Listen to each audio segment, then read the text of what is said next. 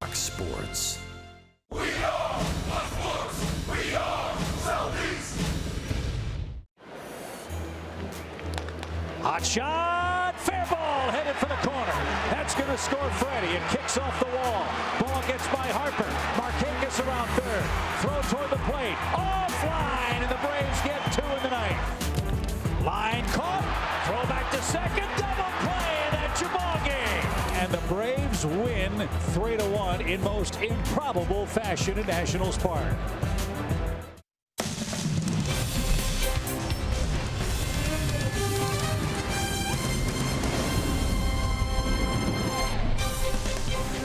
Seldom has a doubleheader split felt so good for the Braves. They won a game started by Max Scherzer. Sean Newcomb was incredible, and the Braves came up clutch in the late innings. Charlie Culberson with a big home run. Ender Inciarte with a bases-clearing double gave Atlanta a 3-1 victory, and coupled with a Phillies loss earlier today in Arizona, Atlanta starts action in the East only 1 game back with 51 games left to play. Hi again, friends. Chip and Joe, welcome back to Nationals Park. Tonight it's Game 3 of the series, and Atlanta 1-1 so far in this 4-game set sends Mike Foltynewicz to the mound for the Braves, hoping he can solve his woes here at Nationals Park tonight. This has been a tough place for Mike to pitch, but he has not really had all that much trouble time and again against Washington. Remember, on June 1st, he threw a complete game 2-hit shutout against the Nationals.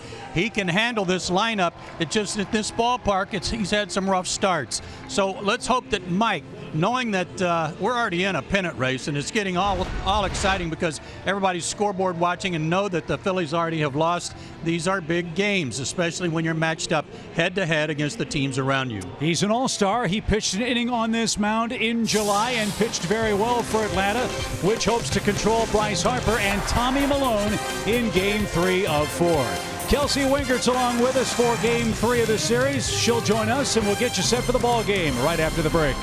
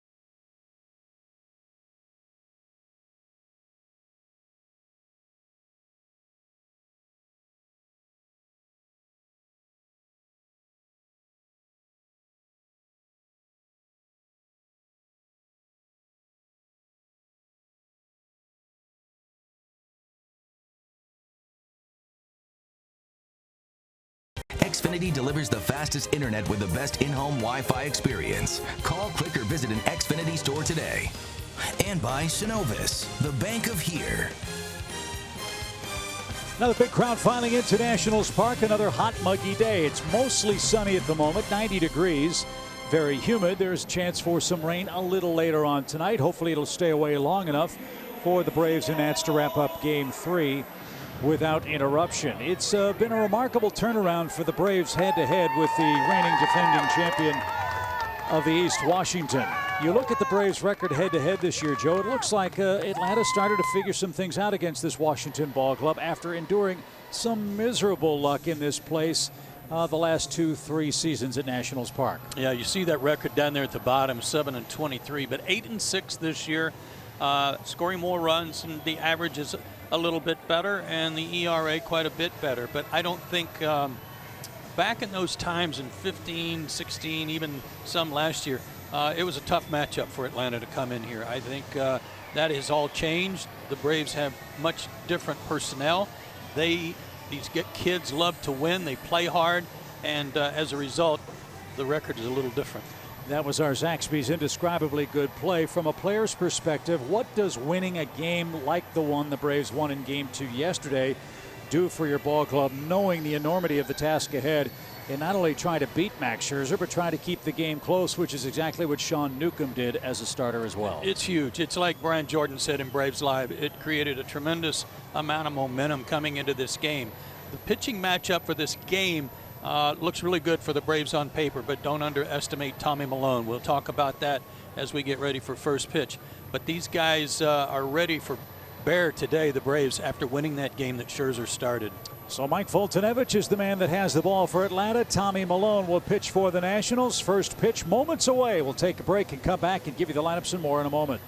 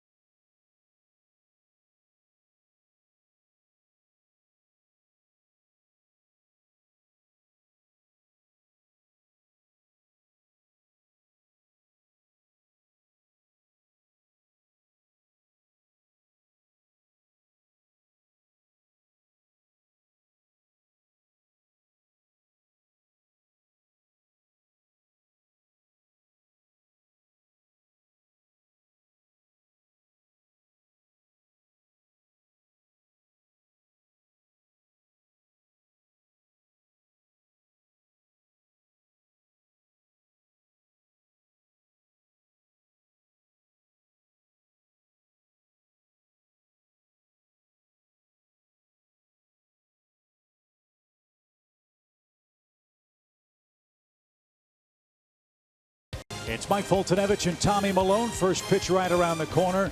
Let's take a look at the starting lineups for Atlanta, brought to you by your local Toyota dealers. And Joe, with a left-hander on the mound, Brian Snitker has three very noticeable substitutions and changes in his starting lineup tonight. Yeah, the obvious one at the top, Ronald Acuna Jr. will play center field. That means Adam Duvall will play left field, as it was described to us when the Braves acquired Duvall. This would be what would happen against the lefty starter.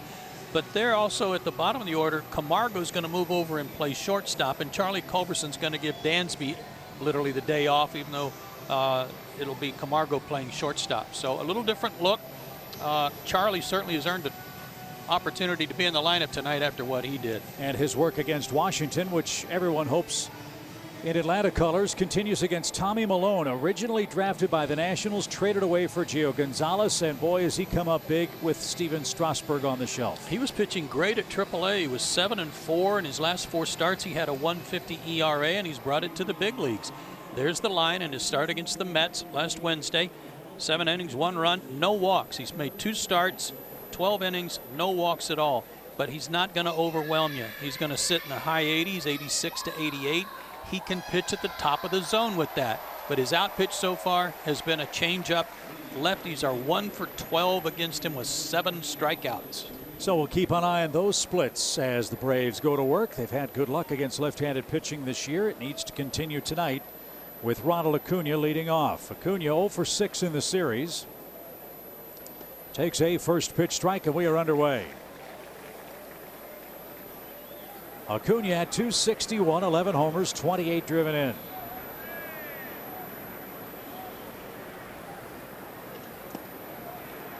And there's something off speed, and Acuna was way out in front. It's 0-2, and that was the change.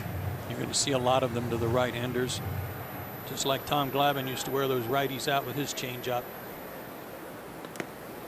And there's that elevated pitch, and Acuna, wise to that, laid off.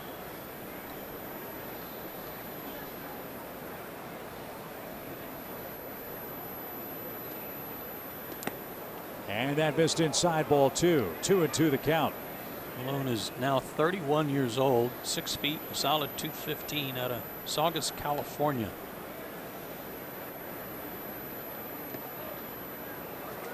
And Acuna didn't offer, so after Malone got ahead quickly, it's now a full count. It's safe to say both managers would love their starters to go deep in this game. Both bullpens were used a lot yesterday. Stands to reason in a doubleheader. The Nationals had to make a move with their bullpen. Kelvin Herrera placed on the 10-day DL with a rotator cuff problem. They've recalled Coda Glover, hard-throwing pitcher whom we saw last year.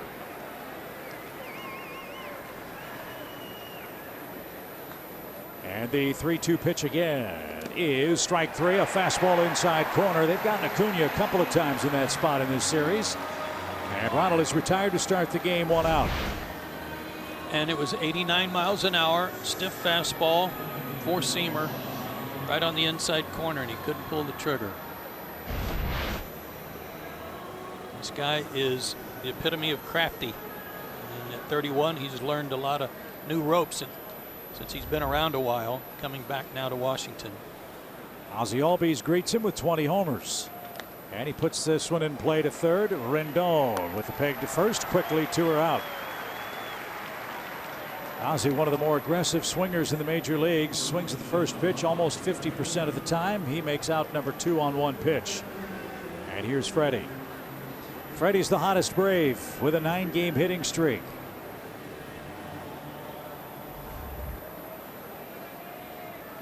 And 135 hits on the year. And Malone delivers a strike. This will be a test for Freeman and Markakis. You mentioned those impressive Malone numbers against lefties. Well, Freeman and Markakis, 2 of the best left-hand hitters against left-handed pitching in baseball. And this one's lifted toward left. Soto is underneath. And Malone has a 1-2-3, top of the first. And he does that on 10 pitches. Mike Foltynewicz to work. No score.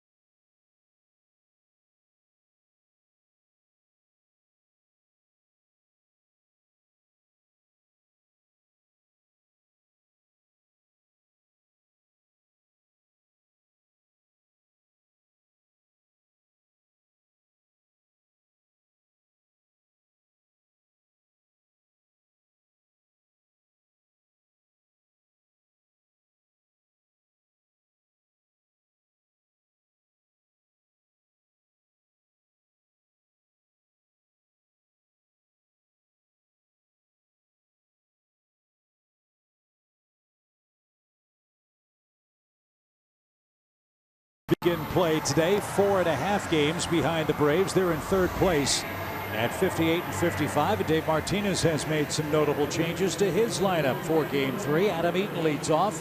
Turner hits second. Rendon third. Bryce Harper cleans up. Soto's had an impressive series in left. Former Brave Matt Adams. Murphy 7th. Wieters 8th. Malone 9th. And Mike Foltynewicz, an all-star, is tonight's Braves pitcher. Here are those splits we talked about and his troubles here in this ballpark. He certainly wants to turn that around tonight. And the way he's pitching, no reason to think he won't. His 4 keys to pitching success tonight.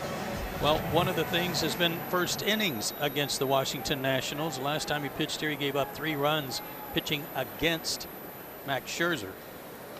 That's never a good recipe. So get off to a good start. Avoid any damage in the first inning.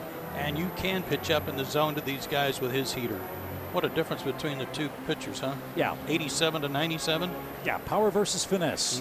Lefty and righty. As Foltynewicz toes the slab in Game 3 and delivers to Adam Eaton.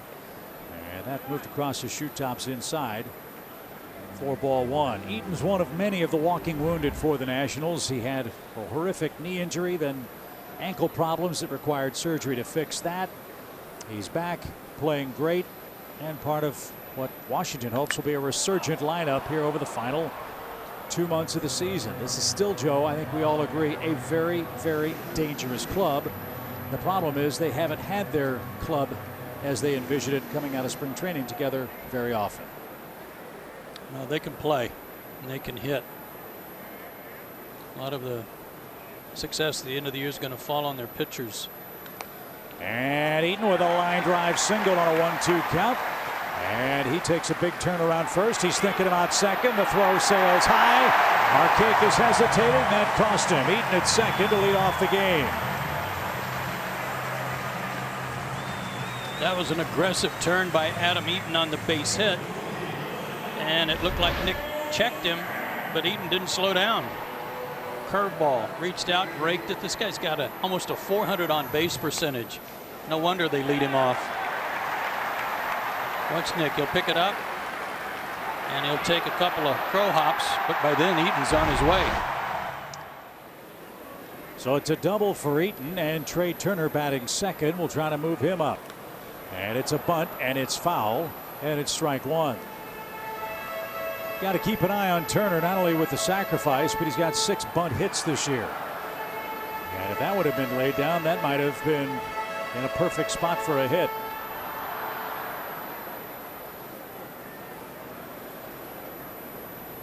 So automatically Mike Foltynewicz in some first inning soup. Eaton hit a good pitch and took an extra base and stands at second with nobody out.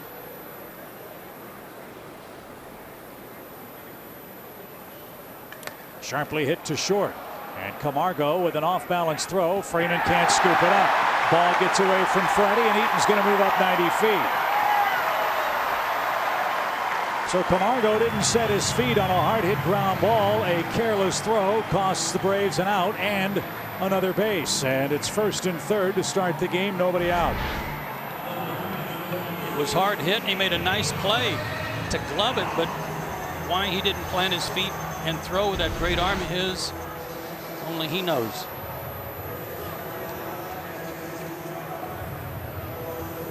A couple of mental mistakes here to begin the game, and that's tough for Folty. So it's first and third for Anthony Rendon. Rendon has 1 hit so far in the series. Can't give good teams extra outs. Camargo commits the first error of the night as Foltynewicz fires to first. You got to keep an eye on Turner. He's got 31 stolen bases. We've seen how aggressively Washington's run the bases here to start the night.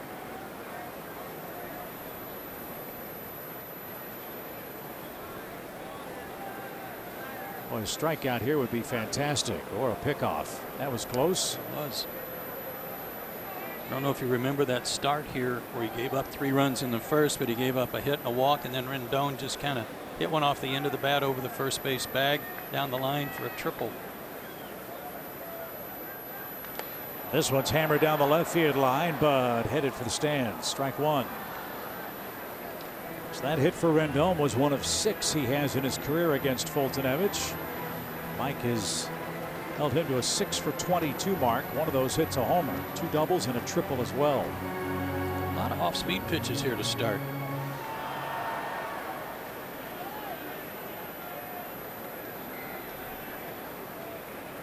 No balls and a strike.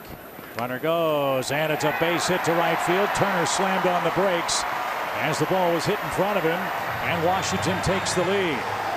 7th hit for Rendon against Foltynewicz. It's 1-0 Washington.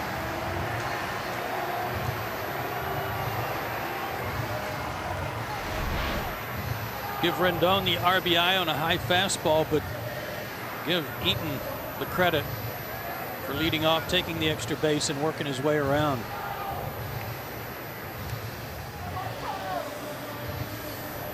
So Mike would like a do-over, but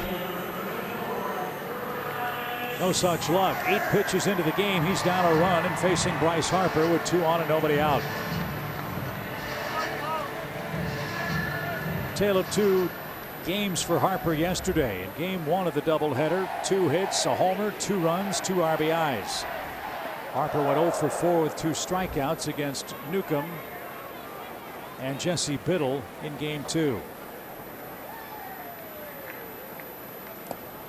And there's a good live fastball. Strike 1. It looked like Mike tried to go up in the zone on Rendon, who chased some pitches up there last night in both games of the doubleheader, but he didn't get it high enough. No balls and a strike for Harper, who is one of the hottest hitters in the game since the All-Star break. And it's out of play. 0-2. 2 good fastballs, 97 and 98 miles an hour on Harper. And he's been overpowered with the first 2 pitches he's seen. Harper with 4 homers, 16 RBIs, and 14 runs scored since the All-Star game. But he's way behind 0-2. An attempt to go up there. Good pitch there. It's an interesting dilemma, I guess, for Mike. He throws 97 miles an hour, but the league is hitting so little against his other stuff. I wonder if he's a little betwixt and between here to start the game. And that's quite possible. Maybe he wanted to show that, establish that early, because the number is so microscopic on his secondary stuff, but so far that hasn't worked. And Eaton hit a pitch that might have been off the plate outside by several inches.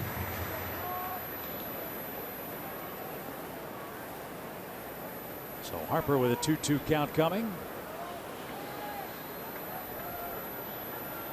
Soto waits next, and the pitch is popped up. Tyler Flowers gives chase, but won't have a play. That's in the luxury seats behind the plate. We'll do it again. That was a good pitch call, and Harper spoiled it. Change up.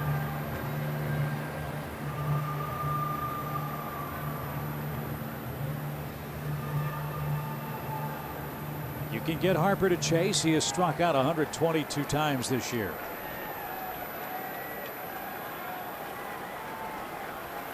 Mike could use a strikeout and a ground ball at somebody. 1 in, 2 on, none out.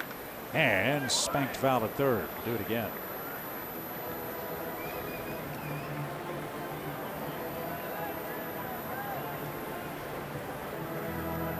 It is hot. It is humid. Temperature in the 90s. A lot warmer down on the field.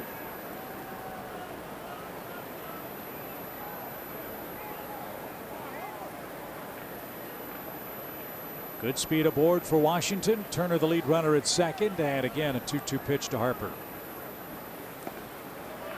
That was a good one. Good try.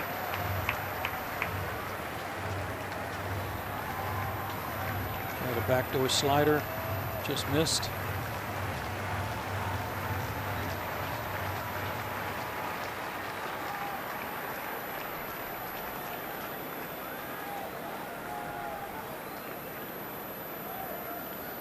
Now the stretch, 3-2, and Harper bangs that off his foot foul. Big league at bat by Bryce Harper. Deep count, a lot of pitches.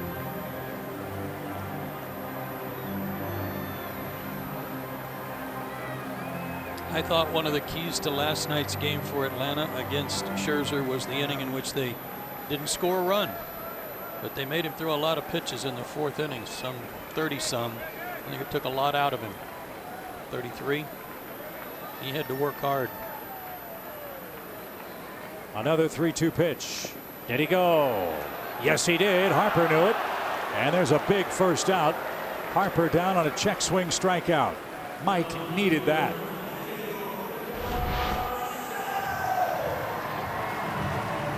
Slider down and in, back foot. He couldn't stop his swing.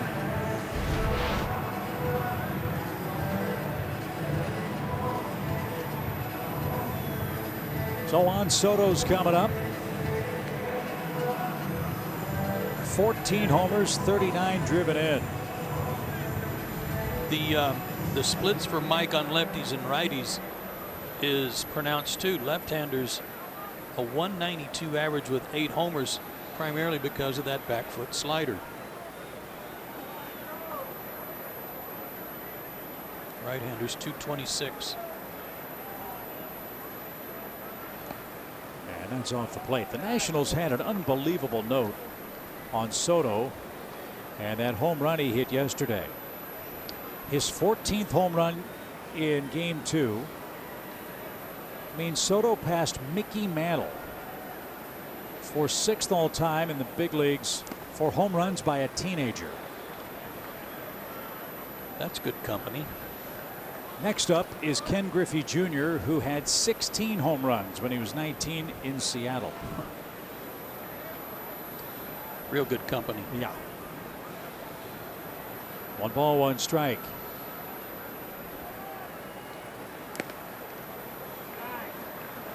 And if I heard the folks on the MLB network correctly today, half of Soto's 14 homers have been on 2-strike pitches, including an 0-2 pitch yesterday. Exactly. And again, we go back to his knowledge of the strike zone and the credit he's given by everyone in their organization of having a great knowledge of the zone and doesn't chase bad pitches. 52 strikeouts, 49 walks for Soto, who might be their MVP, and that includes Max Scherzer, considering how this guy's kept him afloat with all the injuries we've talked about. He's got an even count here. Pitch number 22 for Fulte. Here it comes. And that just missed.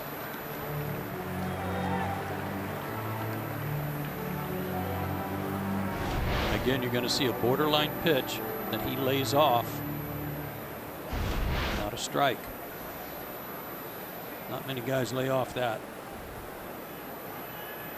So let's see if the Nationals put Turner and Rendon in play here. 3-2 count, 1 out. They lead 1-0. They're not running, and the pitch is chopped toward the mound. Fulte will flip to first. There's the second out. Boy, oh boy, Mike is doing a heck of a job minimizing the damage so far. But now he's got Matt Adams, the former Brave, with runners second and third and 2 outs. You got Adams and then Murphy behind him. You got a base open, but Murphy has really hit Mike hard. And I like that he went to first for that easy out. He might have tried to go to second base, but I'm not sure he was going to get an out there. That little chopper.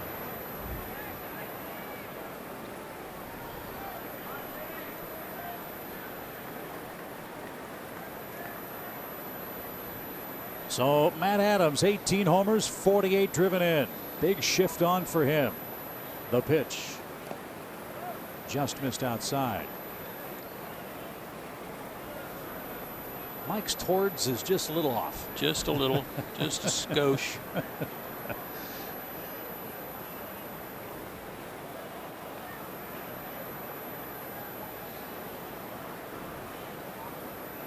The 1-0, fouled straight back. You could make a case for Adams as a Nationals MVP with the injury to Zimmerman and the work he has done. In a free agent market that was very slow to develop, the Nationals signed him pretty early in the free agency process, and boy, are they glad they did. Washington is 37-19 when Matt Adams starts at first base. 1 ball, 1 strike. That popped away from Flowers, who can't find it. Now he does.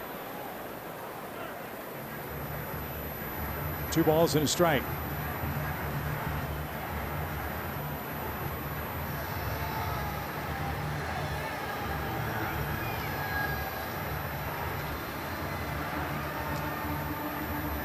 An error at shortstop has given the Nationals an extra out, and that's forced Mike to pile up a few more pitches now.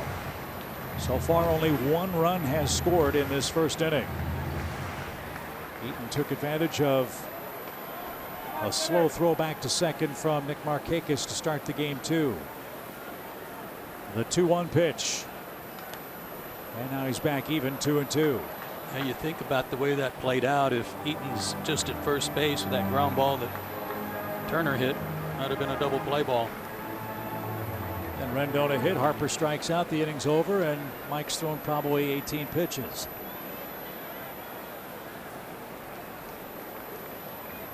So one more strike, and Mike can get out of a gigantic first inning mess.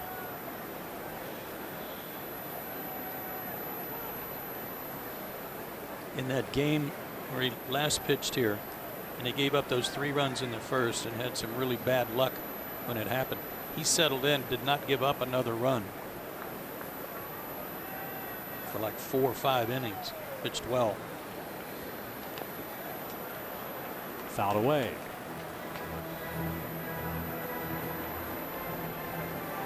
Talked to him after this last start in New York. He went 6 innings. He only threw 89 pitches, but they were stressful pitches. It was hot. It was muggy. And afterwards I said, did you have anything left? And he said, no, I was completely worn out after those 6 innings because of the humidity.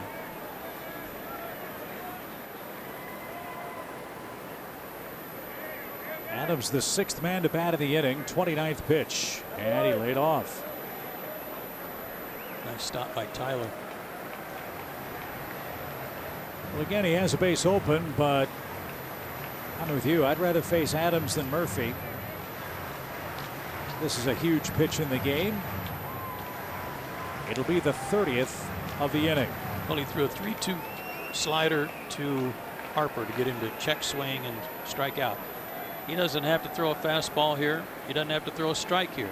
Let's see what they do. Here it comes to Matt Adams, and he lost him. Ball 4.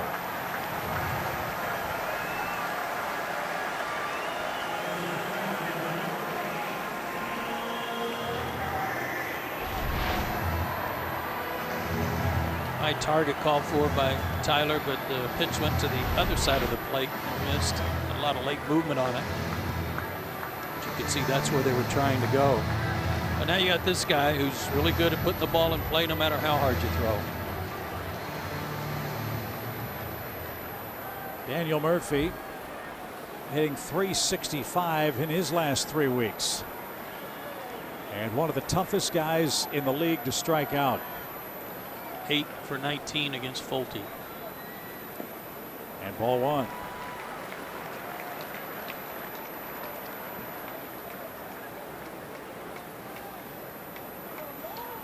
Well, Max Scherzer pitched 33 times in the 4th inning yesterday and got out of a big mess. Let's see if Mike can do the same here. And as Murphy had an excellent cut, fouled it back. 1-1.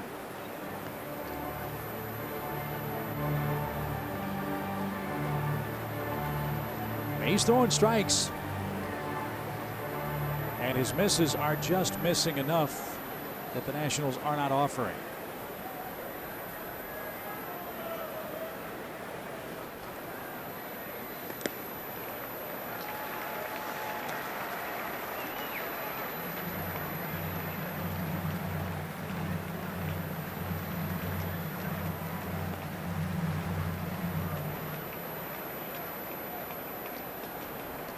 Tough spot. And you know you have the bases loaded and you got to throw strikes to Daniel Murphy.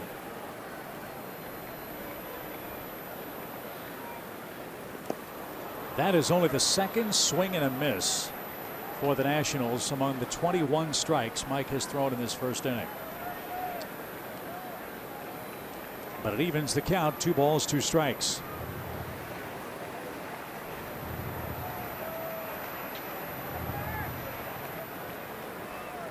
So what does Mr. Fultonevich have in store here with a 2-2 count? High fly ball, center field. Acuna is drifting back. He's got room, and he's there to retire the side. Mike Fultonevich threw 35 pitches in the 1st inning, and he did an unbelievable job of limiting the damage to only 1 Washington run.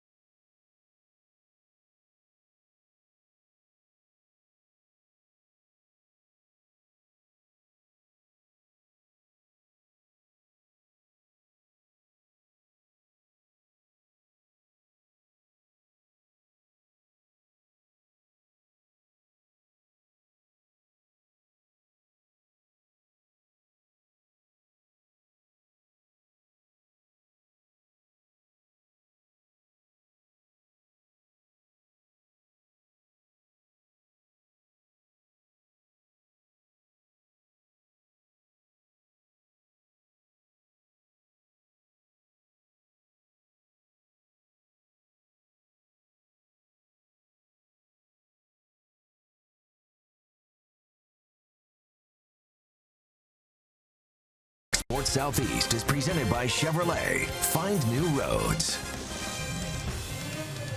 Washington won, Atlanta nothing after a long bottom of the first inning. Let's see if Atlanta can make Mr. Malone work after he threw just 10 pitches to start the game.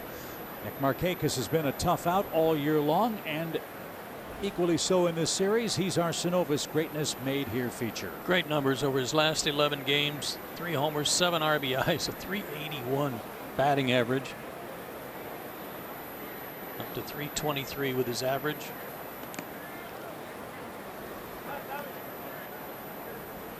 Next 4 for 8 in the series, 1 for 7 against Malone. He leads the league in hits with 139 of them. And that's sprayed out of play, even count. The way Malone was throwing strikes in the first inning, he did go to the 3-2 count on Acuna and struck him out.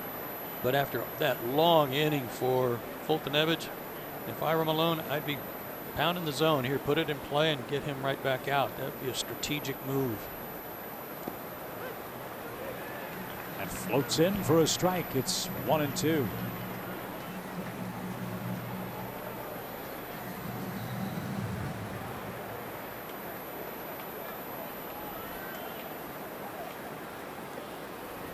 Malone has proven to be a very valuable acquisition by the Nationals, who is a non-roster invitee to spring training. They then stockpiled him at AAA. And with Steven Strasburg still out with a neck problem, Malone's gotten 2 starts and he's pitched great in both of them. And the Nationals need any kind of help, any kind of luck, and as many wins as they can pile up while Strasburg is out. Because as we said, they're in 3rd place and are, I don't want to say running out of time, but they've dug themselves a big hole in the first 4 months of the year. Well, the other thing he's doing is eating innings. 7 innings in his last start. That ball smacked towards center, and Bryce Harper makes the running catch to his right, and Markakis is subdued for out number 1. Only 5 innings in his first start, but a valuable inning eater already for them. And who knows, maybe Malone is insurance for the Nationals, who have to wonder what Gio Gonzalez will do. He too is a free agent after this season, not just Bryce Harper. For Washington, and Gio will pitch in the series wrap-up tomorrow. Here's Adam Duvall. Braves got him to hit against lefties, so he's in the lineup and playing left, and takes a strike. Adams 1 for 9 since putting on a Braves uniform, and is hitting .203 overall.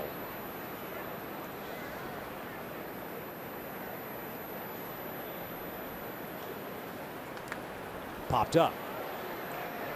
At first, Matt Adams says he's got it, and he does. 2 outs, 5 up, 5 down for Malone to start. 88 fastball there, again set up by a slow curve and well located on the fastball. Johan Camargo, the Braves shortstop tonight, hitting .254, 13 homers, 50 knocked in. He's got 2 hits in the series. Both hit singles. One of them drove in a run.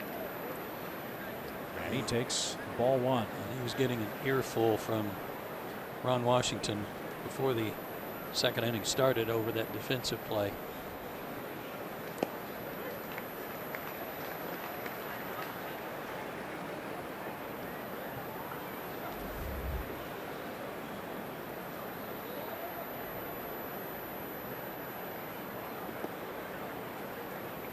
A little low, ball 2.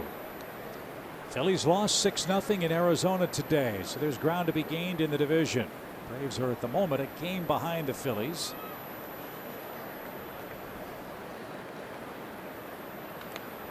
A pop up headed behind home plate, and Wieters will not have a play. Vince Velasquez and Patrick Corbin were the starters in Arizona today. Velasquez had won 3 in a row entering action today, but Phillies gave him no run support out at Chase Field in Phoenix. Phillies beat Greinke last night. And he'd been on a great roll. The 2-2 pitch is served to the right side. A base hit for Camargo. He's been doing a nice job of that, and pitchers counts. Left-handed, he was beating the shift and going to left field. Now he goes to right from the other side.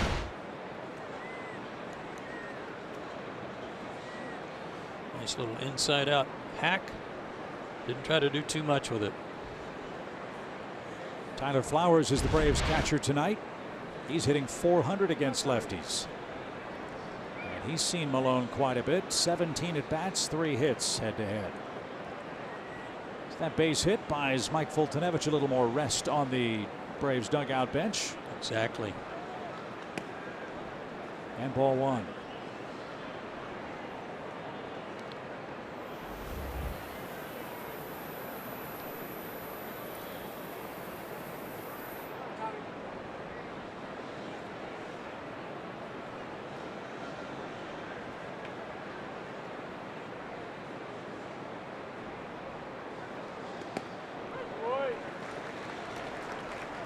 Again, 88, but right on the inside corner.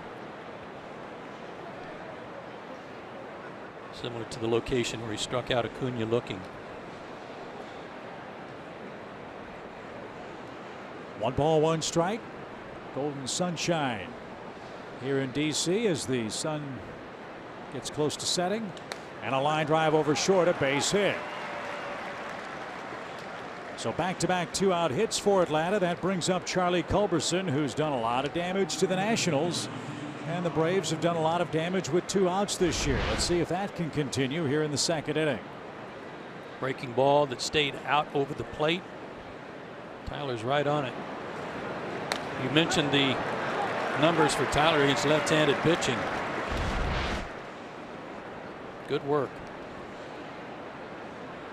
And great work for Charlie Culberson. 2 hits in the series, both homers. A 9th inning home run against Suero in game 1, and then the game tying homer off Scherzer in the 6th inning in game 2.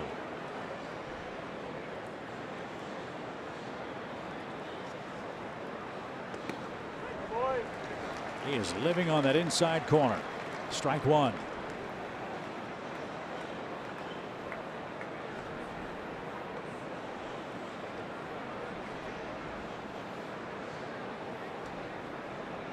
Good speed at second in Camargo. Flowers, the Braves catchers, at first. And tipped and caught. A little off the plate. Sorry, I mentioned that inning that the Braves really made Scherzer work as one of the keys. The other one was Charlie leading off the 6th inning and hitting a home run off Max Scherzer. If nothing else, that tells your dugout and your hitters, hey, we can get this guy. Charlie just took him deep. That tied the game. Braves go on to win. Line foul and out of play. Max Scherzer, as big a big game competitor as there is also a first-class guy. He gave the Braves a ton of props after the game. He was very, very loud in his praise of Atlanta's approach against him. They knew what they were doing. They worked the pitch count against him. He said it was just a classic game, nothing to be ashamed of. They just beat us. And he's right. It was a great game. The 0-2. Swing and a high fly ball lifted deep left. Soho going back. That ball's at the track. That ball's at the wall. That ball is gone. Charlie Culberson on an 0-2 pitch has hit a 3-run home run.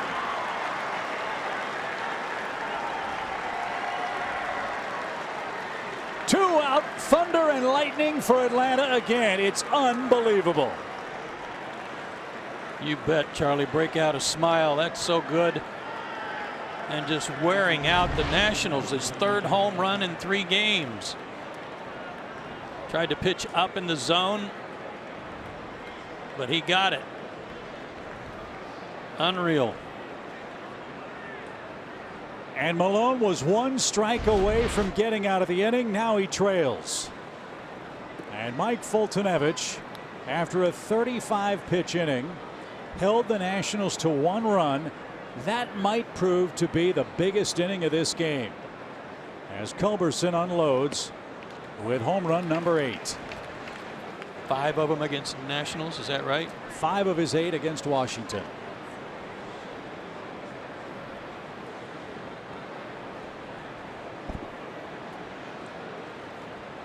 it's Malone's turn to have a long inning. That was his 23rd pitch of this second inning. Braves now with 212 two-out runs this year.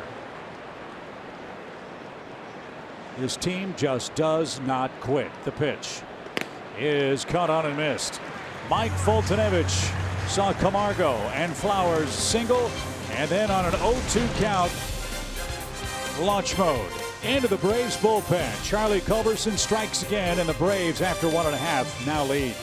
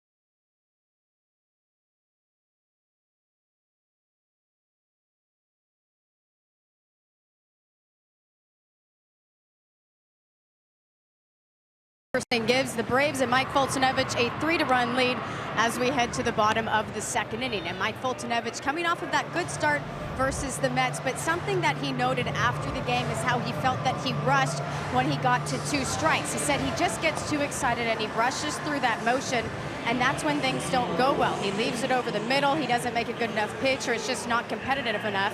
And he said that him and Tyler Flowers had a good conversation after that game, and it boils down to focusing how Mike got there, how he got strike 1 and strike 2, and that he needs to just keep that motion fluid. And he also said he just needs to listen to Tyler Flowers if he says to slow down or breathe, guys. Well, that would be a nice plan of attack, Kelsey. So would an easy inning. After 35 pitches in the first, he's got the 8-hitter, the 9-hitter, then number 1. But now, Joe, he's staked to a 3-1 lead here in Washington. Settle in, throw strikes, use your stuff, make them swing the bat.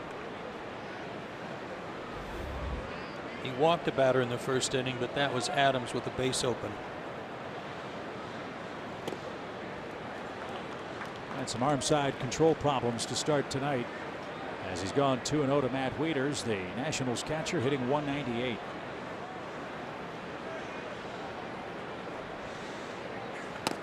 There we go. 2-1.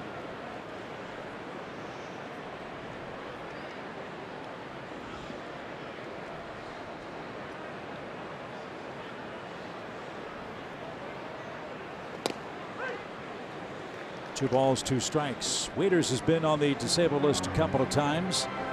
Once with an oblique strain, once with a hamstring strain. He's missed 57 games this year with those injuries. That's why his numbers look rather low.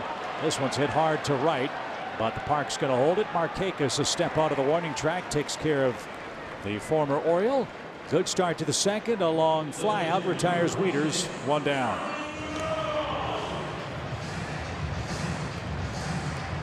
And here's Malone. He's but 0 for 3 at the plate.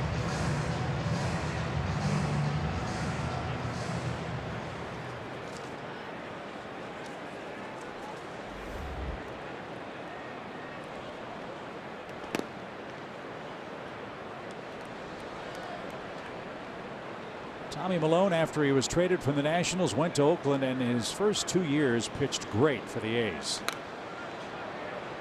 Went 25-19 his first 2 seasons in the American League.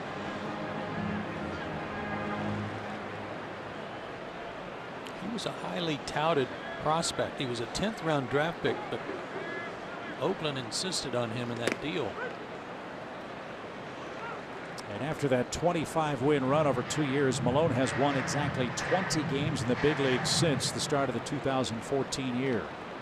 He's been with Oakland, Minnesota, the Mets, and now Washington. Braves have seen him before. He pitched in relief with either Milwaukee or the Mets last season. Forgot to mention he was with the Brewers for 6 games last year. Yeah, everybody was hoping that he could find what worked so well for him in Oakland. And what he's doing right now for the Nationals might be some sign of that coming back.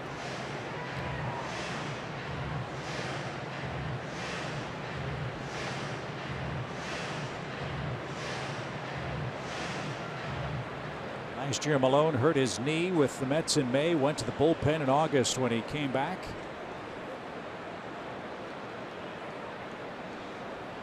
And then, as I said, the Nationals scooped him up as a non-roster invitee.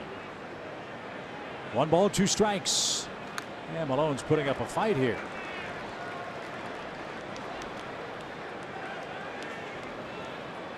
And Mike's throwing a lot of strikes, but he's not missing many bats. They're fouling off a lot of pitches here in the first inning plus.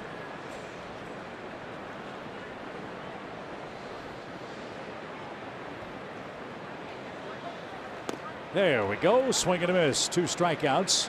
Milone down after a prolonged battle. 2 away for Eaton, who doubled and scored the lone Washington run.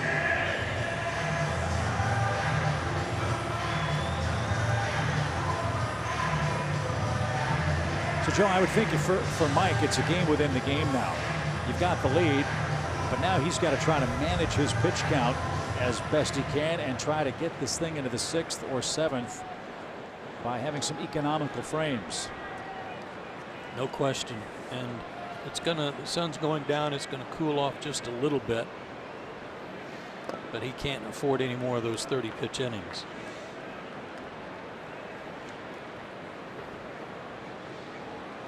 Two outs on 13 pitches here in the second. Eaton combed a 1-2 pitch for a base hit. He hustled into second with a double and scored on Rendon's single. Right there, a strike.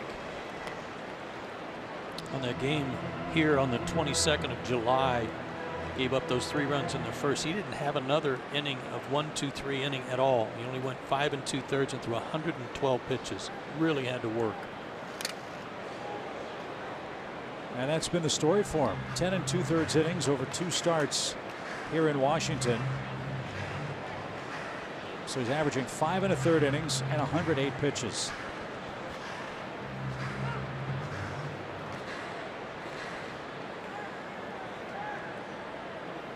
And you can tell he is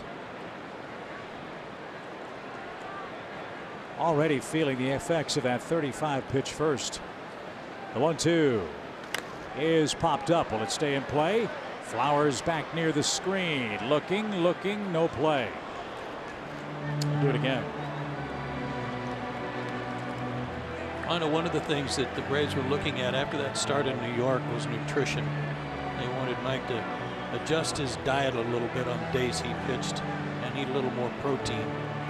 Don't know if that happened today, but that was something on their mind.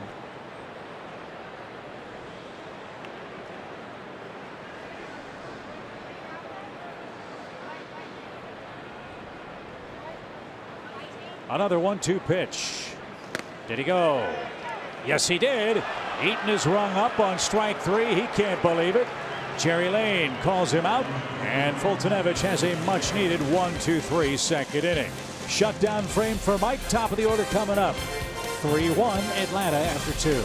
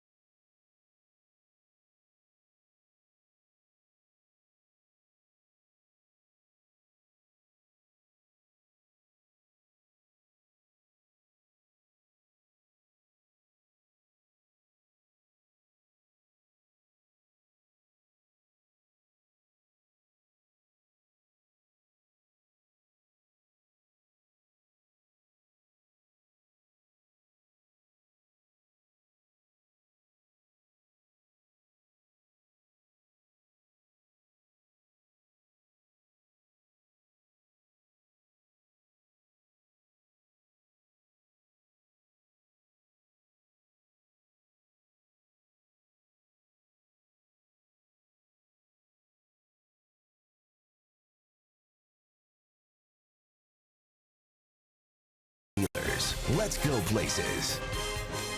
SunTrust. And by the All-South Highway Safety Team. The All-South Highway Safety Team reminds you to play it safe by never mixing drinking and driving. Big statement series between the Braves and the Nationals. Atlanta won Game 2 last night. They lead Game 2 tonight. And the Braves are playing their best baseball of late. It's time for our landmark Always Best Always feature. I'd like that. 7 out of 9. A lot of that on this road trip. Good numbers from the pitchers in both the starter and bullpen area. And a few long balls. Love it. A line drive by Acuna on the first pitch. So Malone begins his second trek through the Braves order. And a fast man's aboard to start inning number 3 as Acuna has his first hit in the series.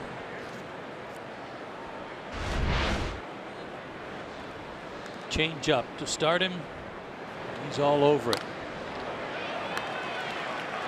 Yeah, Camargo went down to get a pitch. Flowers went down to get a pitch. Acuna down to get a pitch. Looks like they've got the book figured out on Malone. Now just try to lay off anything up. Ozzie Albies swung at the first pitch, popped up his first time up. And they've got Acuna picked off with a good throw, but it wasn't a good throw.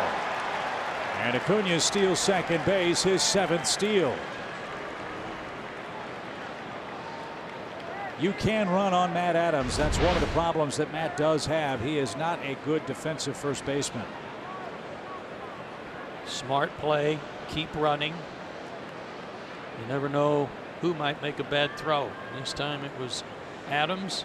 He threw it right in the dirt. So a hit means a run for Ozzie.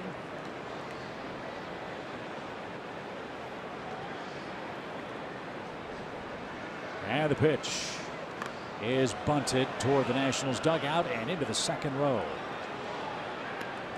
Strike one. Not a bad idea. Get him over to third. Reach it yourself.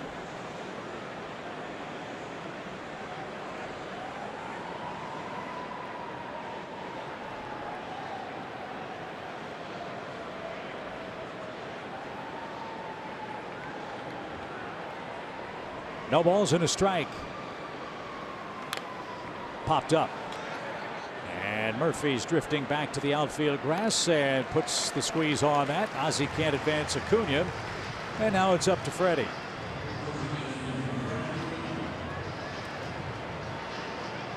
Watching Acuna run on that pickoff and steal second.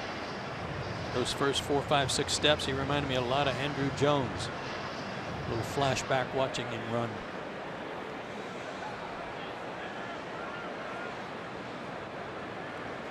Freddie's 0 for 1, a fly out his first time up.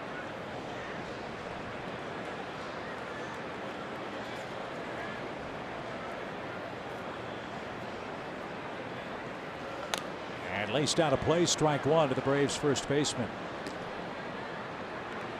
Another incredible year for Freddie Freeman so far in 2018. He and Nick Markakis are second and third in batting average. He and Nick both on pace to approach 200 or more hits.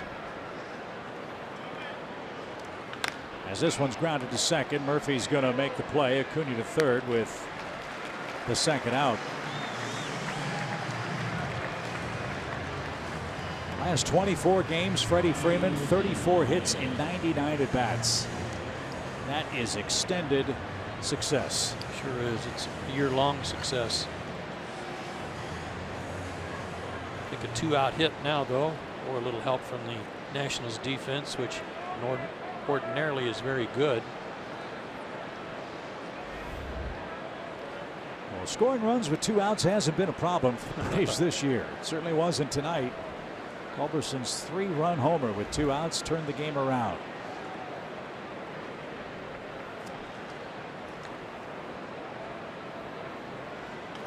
Fly ball hit toward left. Soto retreats near the track, and now he cuts over and near the line makes the play. Odd route, but he got there to retire the side, and Malone gets the Braves in the third on 6 pitches, but he's down 2.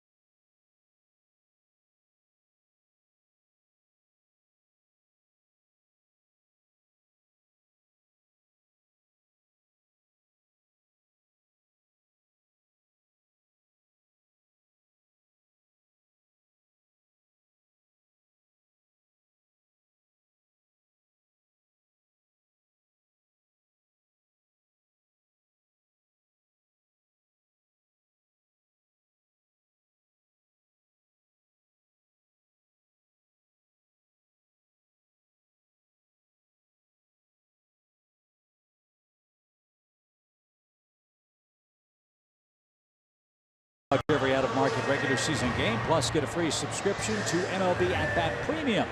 Blackout and other restrictions apply. Go to MLB.tv to take advantage of this special offer.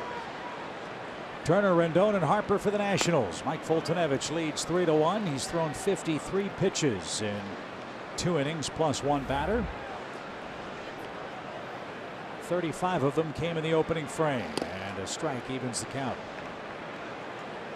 Charlie Culberson, a 3-run homer, turned around a 1-0 Washington game.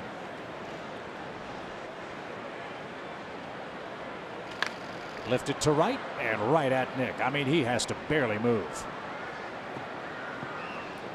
Turner's retired, 1 down. Be nice to see Mike get on a string of retiring the first batter of every inning. That's 2 in a row.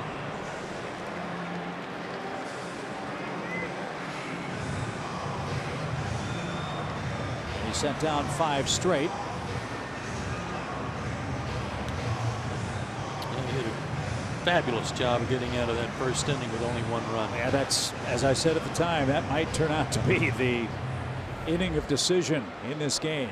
Still a long way to go, but Atlanta leads after 2.5. Here's Rendon. He has 11 hits on the homestand for the Nationals, including 10 RBIs. Washington has a tough road ahead. After they finish up this series with the Braves, they go out of town. They go to Chicago to play the Cubs. They go to St. Louis for 4 with the Cardinals. And another can of corn from Markakis in right field. That'll be the 6th man retired in a row. 2 outs. Another good slider. Cubs and Cardinals, and then is there a 3rd city? Or? No, then they come home. Okay. They've got Miami, and then an off day. Then 3 huge games head-to-head with the Phillies, August 21st, 2nd, and 3rd.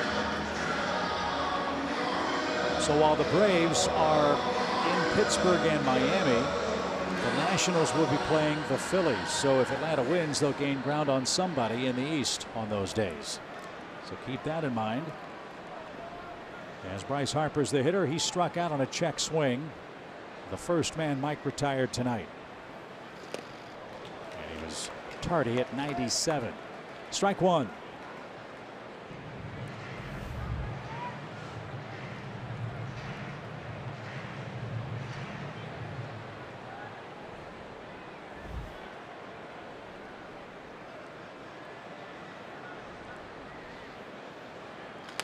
Braves have 1 series left with Washington after play tomorrow. The Nationals come to SunTrust Park September 14th, 15th, and 16th. The division race will have a great deal more clarity by the time we see the Nats at home. It's going to be really fun. Now the 0-2 pitch is in the dirt. We've been anxiously awaiting this team to come along, Braves fans.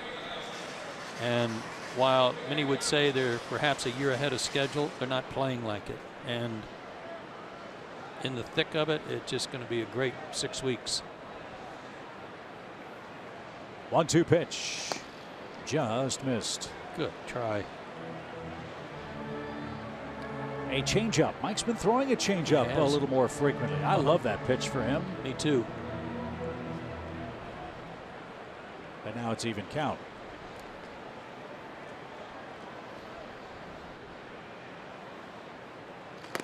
Strike 3. Harper froze it. That was about 3 baseballs up and out of the zone. The Nationals were very grumpy with Jerry Lane's strike zone, and they're grumbling in the 3rd inning again tonight. He hit the glove. Harper rung up. 7 up, 7 down for Foltynewicz, who leads by 2.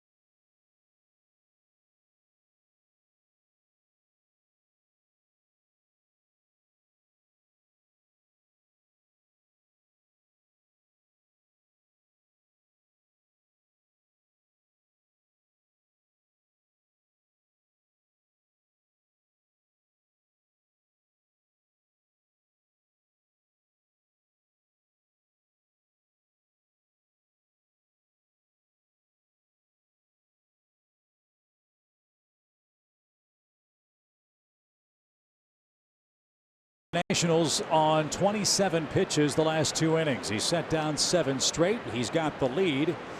And we're off to the 4th inning already with the Braves up 3-1. Duvall, Camargo, and Flowers are coming up, and it's a line drive by Duvall. Braves are getting after Malone early in the count. And that's 5 Braves hits, 4 of them singles. And Duvall's second hit in an Atlanta uniform gets the 4th off to a flying start. That looked like something up. Yeah. Didn't bury it in like he had been, and Adams all over it. Good swing.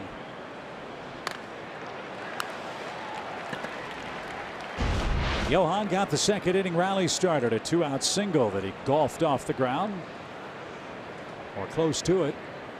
The first of Atlanta's hits tonight, and takes downstairs. Game number 111 on the championship schedule tonight. 51 regular season games left. And a 10-game homestand coming up starting this weekend. 1-0 pitch. He is out of play. First team the Braves will face is Milwaukee. The Brewers are home taking on San Diego tonight. Padres have given the Brewers all they can handle. They beat them 11-5 last night. Came from behind to do it. Yeah, it was a 4-1 Brewers game, and the Padres just exploded. Julius Chacin's got the ball for the Brew Crew tonight. 1 ball, 1 strike. Hammered foul past Ron Washington.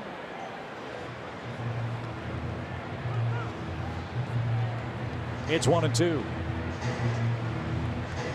Braves fans exceptionally good fielders here in Washington. That fan reached over the railing. And that was his first of 2 great catches tonight. It is.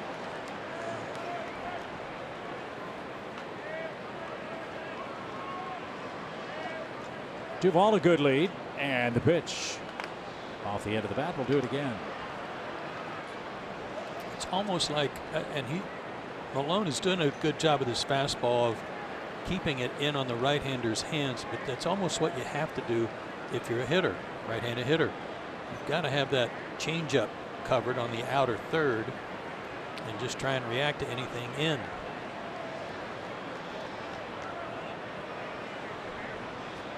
Swing and a miss. Camargo didn't get that, and he's retired on strike. Second, make that 3rd strikeout for Malone. His first since the 2nd inning when he got Fultonevich. So 1 on, 1 out. Tyler Flowers the batter. He kept that 2nd inning alive with a base hit of his own. You've said it a lot. Sometimes as a hitter, you got to get jammed. I would think this is a guy that you may need to get jammed against a time or 2. That's the attitude anyway. That's the kind of the game plan you got to have when you go up there.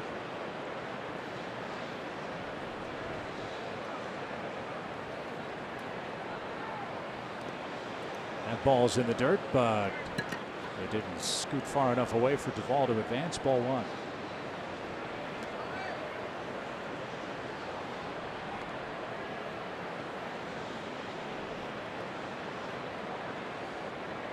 He's got excellent command. He's not walked a batter in 15 1/3 innings now since he was called up. So first part of your plan is you know he's going to be around the plate. 1-0 pitch. Swing and a drive. Belted by Tyler Flowers. Break out the tape measure almost to the back row of the bleachers. A mammoth home run for Tyler Flowers, and the Braves have a 5-1 lead. My goodness.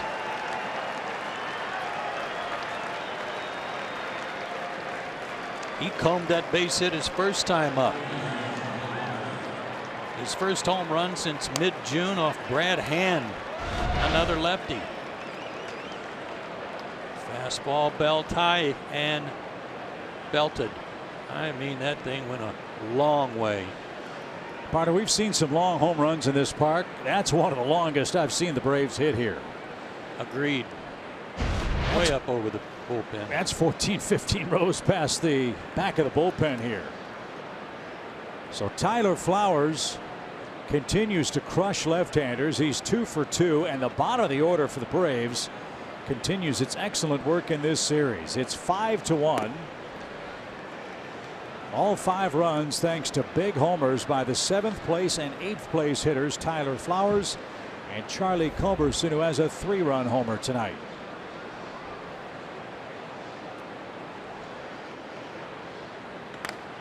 That one is poked over the glove of Turner, who knocked it down but couldn't hang on. Great effort by Turner to keep that on the infield. He very nearly caught it, but Culberson will have a second hit, and it's the 3rd hit of the inning for the Braves. Charlie Culberson never ceases to amaze me with his swing. This one, a pitch buried in on him, but he still somehow got his hands inside the baseball and got enough on it to get a hit.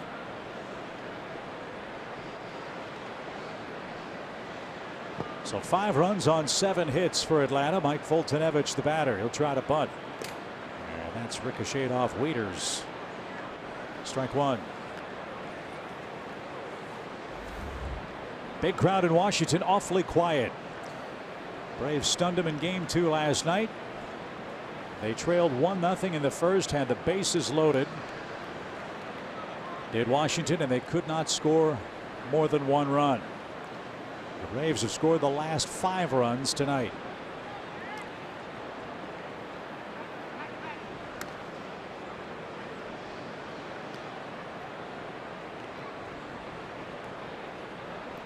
Mike has 3 sacrifices this year.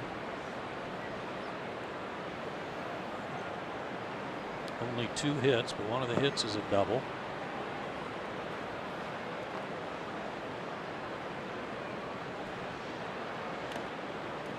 That is bunted, and it's a fair ball. And Wieters tried a swipe tag. Foltynewicz stopped, so he missed and had to throw to first. That'll be a sacrifice. That'll work. And that's his 4th. Runner at second, 2 outs.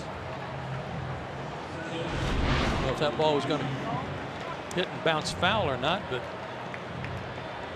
got the job done thanks to Wieters going ahead and gloving it. And how about the heads-up play by Foltynewicz to stop? Yeah. And the swipe tag was missed. That forced the throw. And Culberson at second for Acuna, who singled back in the 3rd. Malone had given up 1 home run in 12 innings pitched coming into this game. He's given up 2 big homers tonight in 3 2/3 worth of work.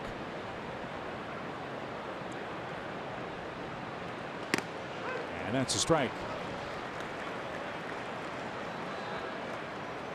Phillies lost 6-0 in Arizona today. If Atlanta wins this one, they'd be a half game back in the East.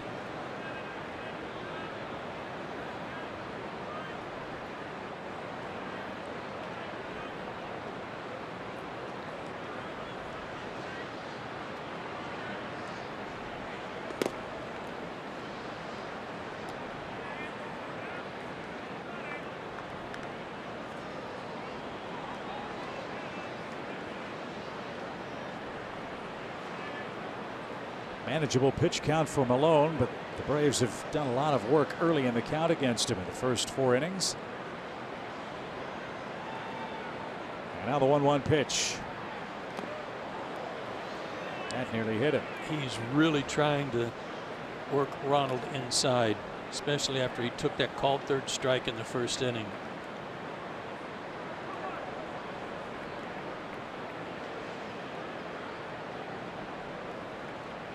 Must have decided that's a place he can go and try to get an out. Well, it's off the plate though. He's not on top of home plate. Pick off play, and Charlie's back safely.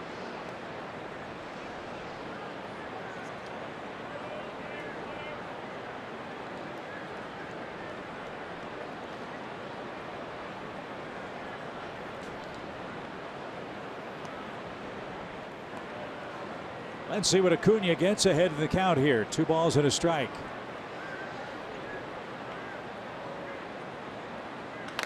High fly ball hammered center. Harper on his way back. He's going to turn. That ball is onto the batter's eye. Acuna with a mammoth home run.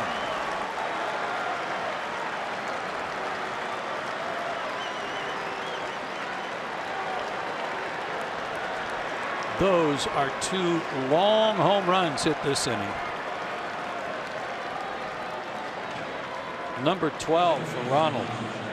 Can't wait to see the location of the pitch if he was trying to come in on him again. Yeah, up and in. Tried. Great extension. No doubter. Way up there. 5 of the Braves' 7 runs have come with 2 outs. Culberson, Flowers, and Acuna each with home runs. The Braves have hit 15 home runs in their last 10 games, and it's a 7-1 Braves advantage in the 4th inning. Check swing pop by Albies, and Ozzie has an even count. Now, there was a stretch of about 3 weeks in early July, Joe, where the Braves really had trouble hitting home runs. That is not a problem for them right now. They are launching baseballs everywhere.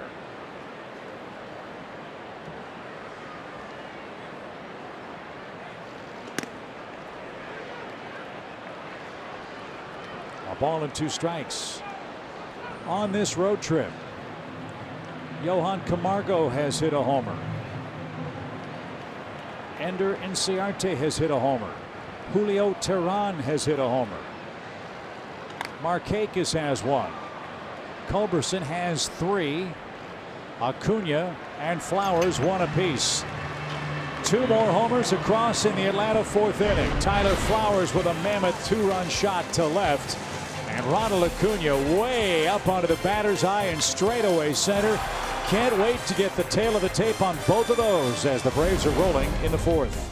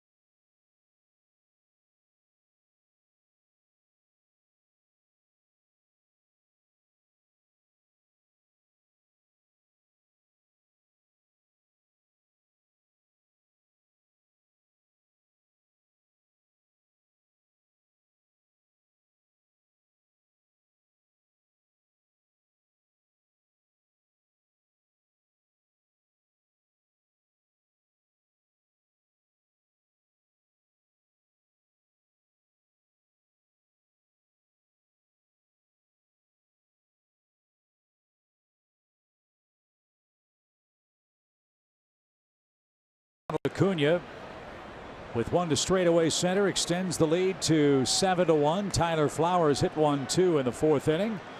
And now Mike Fultonevich has a 6-run lead. He sent down 7 straight Nationals, Joe, and if ever there was a time for Mike to pound the strike zone, this would be it. Absolutely. Take no prisoners. He starts the inning with Juan Soto. We had a comebacker to the mound in the opening inning for Washington. He had runners at 2nd and 3rd when that happened. I can't wait to hear the tail of the tape on those 2 home runs.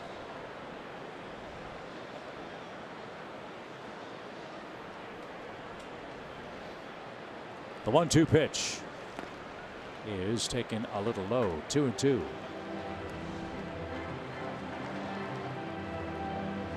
Yeah, you hit it to straightaway center here. That is a gigantic home run. You hit it above the wall and halfway up the batter's eye. That's really eye-popping.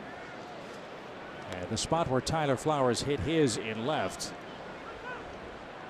that was just a couple of rows away from going out onto the plaza here. Not bad for the kid. Whew. Amazing. 3-2. And he strikes out Soto. That's 5 strikeouts for Fultonevich and 2 Manjo. The Nationals are really upset with the strike zone they've been getting the last couple of games. Borderline. Remember, he got a call his first time up that was just a little bit in off the plate. That was probably a ball. I mean, it was borderline, but he got the call on that one. He didn't there. So last night it was Jerry Lane. Tonight it's Greg Gibson. And the message is swing the bat, boys. Braves have 8 up, 8 down for Fulte. Adams jumps all over the first one and hammers that to center. Acuna back at 4:02. Leaps at the wall, and he got it. Woo. What a catch. Acuna doing it all, and a tip of the cap from Fultonevich right at the 4:02 sign. He made us wait, but Acuna with a leaping grab over the fence hauled it in. Timed it perfectly and held on. Sometimes you get a little whiplash on your glove here and your arm hits the wall. He held on. What a play. Have yourself a night. No kidding. There's Murphy, 2 outs. He's flied out to center.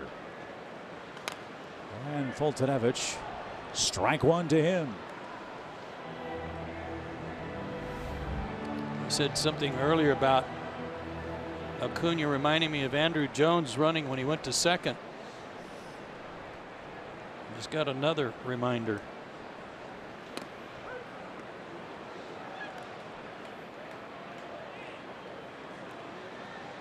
Matt Adams was the last National to reach. He walked. Murphy started a run of 9 straight Washington hitters retired by flying out to end the first inning. That was with the bases loaded. It's been all Braves since. And out of play foul. Still 0-2. Again, Fultonevich 35 first inning pitches. He's thrown 37 pitches over the next 3. Which is another thing you want to see have happen. And with a 6-1 lead. Just get after it. Yeah.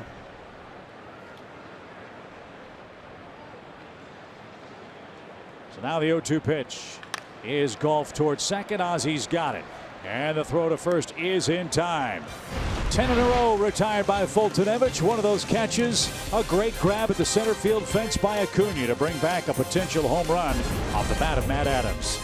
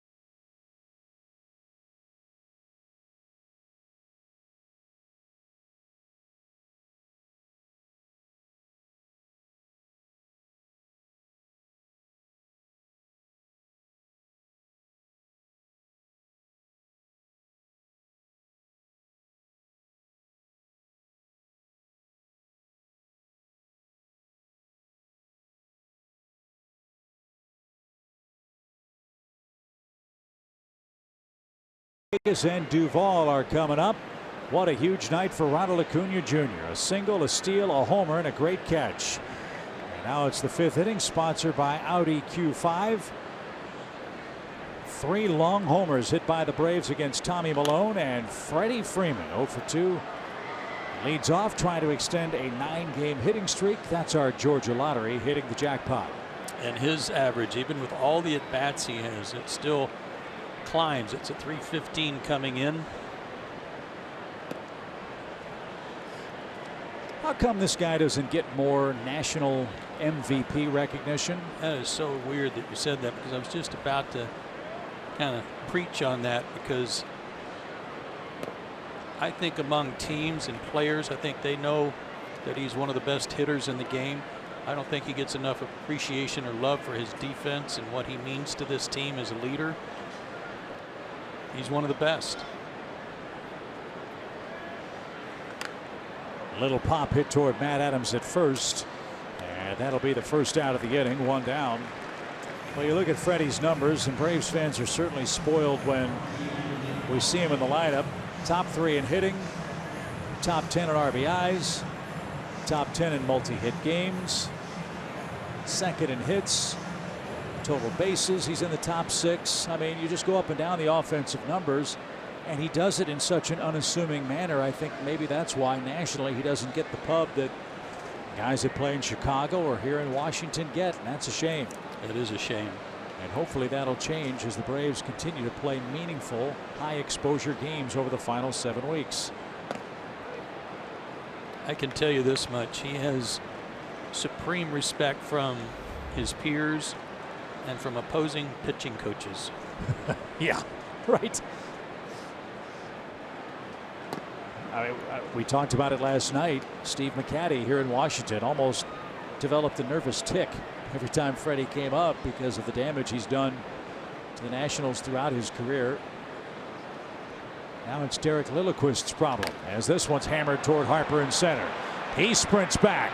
That ball is high off the fence. Harper plays it off his chest into that triangle, and Markakis is in at second with a 1-out double to the deepest part of the park. Markakis now with 140 hits, more than anyone else in the league, has another double. Boy, did he tee off on this. Another pitch, belt high, this one out over the plate. Wieters would set up away, but it caught a lot of the plate. That almost went out.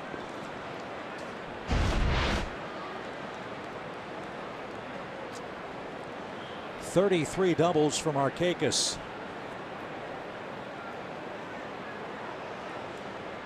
That ties him with Ozzie Albies and Matt Carpenter for the most in the league. What a year for Markakis, for whom you could make an MVP case.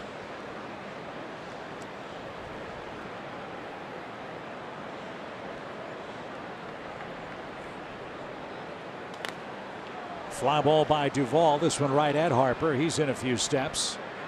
And that's the 2nd out. Nick Markakis' doubles high with Atlanta is 39. He did that last year. He's got 33 doubles, and we've got 7 weeks left. Yeah, I like his chances to approach his career mark of 48 doubles set with the Orioles 10 years ago.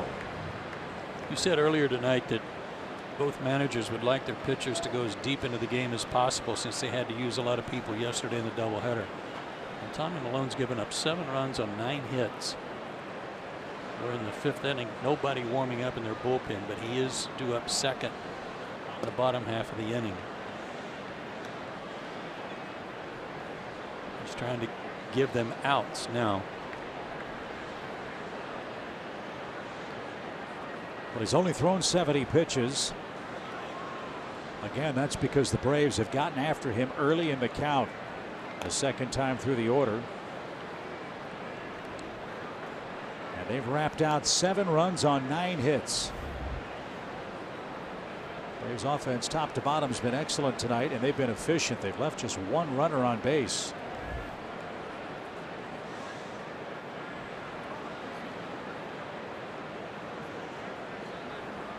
Johan Camargo starting at shortstop tonight. Has a hit, a run, a strikeout, and The only blemish, a throwing error in the first inning.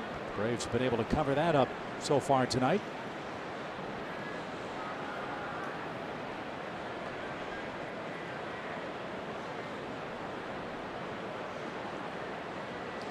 Malone wants a new set of signs.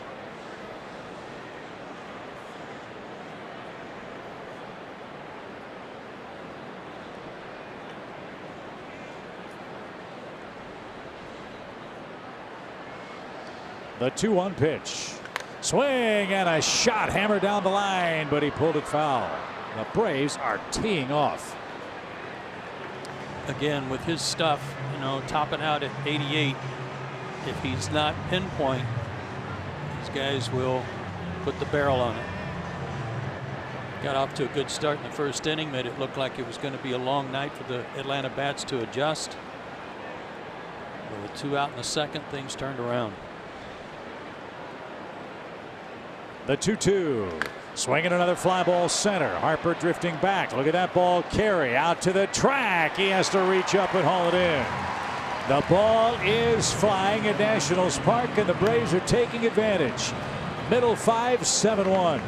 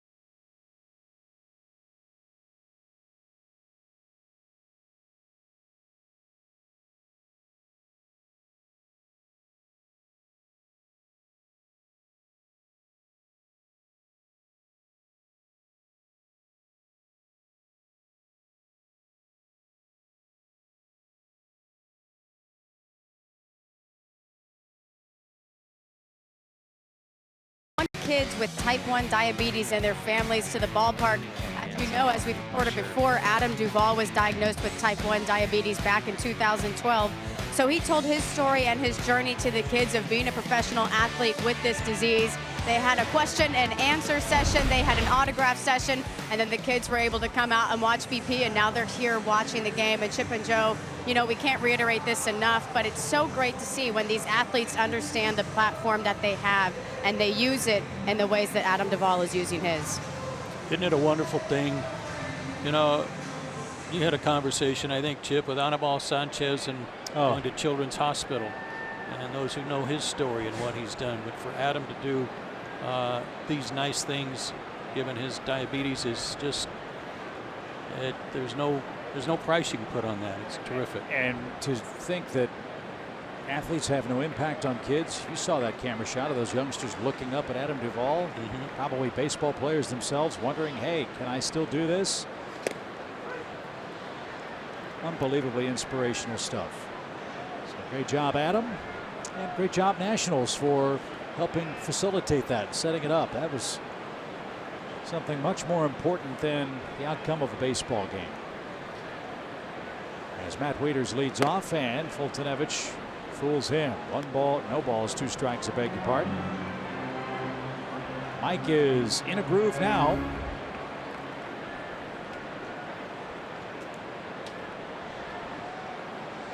He's got a lot of strike 3 calls, 5 of them in 4 innings. And Wieters just did get a piece of that one.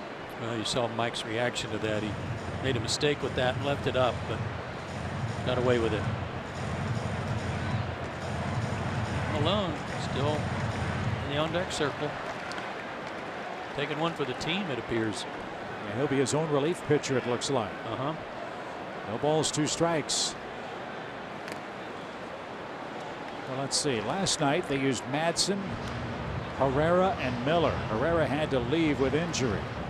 In game 1, Grace, Miller for the first time, Holland, Solis, and Suero. They just brought Coda Glover back up after Herrera went to the disabled list. Another game here tomorrow, then the Nationals a very tough road trip. Back to the mound, off the pitcher's glove. That'll find some dirt. Mike couldn't make the play. And Wieters the first man to reach since the first inning. Yeah, might have closed the glove a little too quickly. Let's see.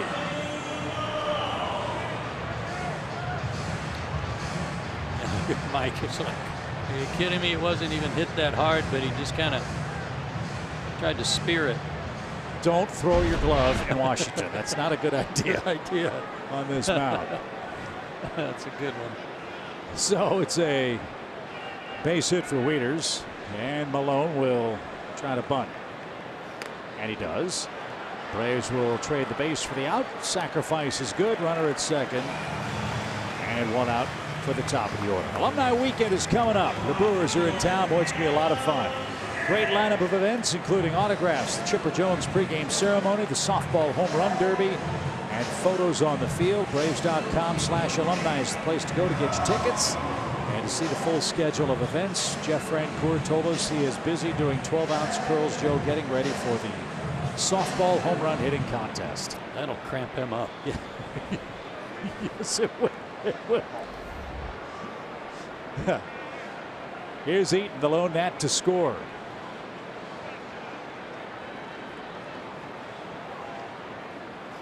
And that's outside, ball 1.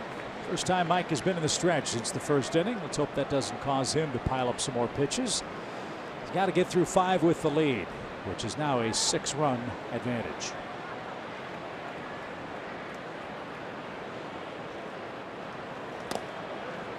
You know, with his adjusted windup now, it shouldn't be that big a difference for him when he's working out of the stretch. They're pretty close to the same.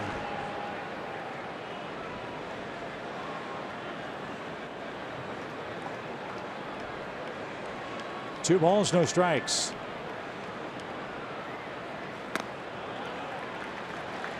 The surest way to get these guys back in the game is to walk people and then have somebody hit home runs, because as we've said, the ball is jumping tonight. Yeah, and especially in this part of the order.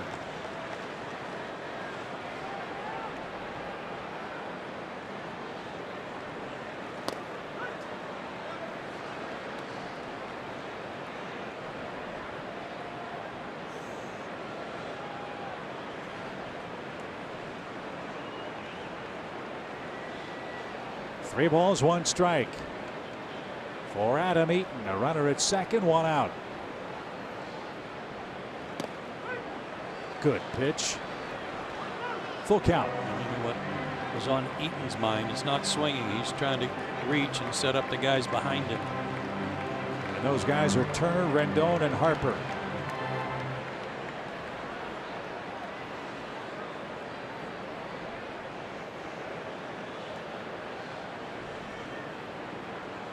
Strike 3 called inside corner. That's been a strike all night.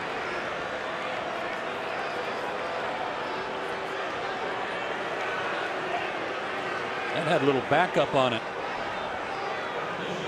at 96. Came back from a 3-0 count. Nice job by Tyler.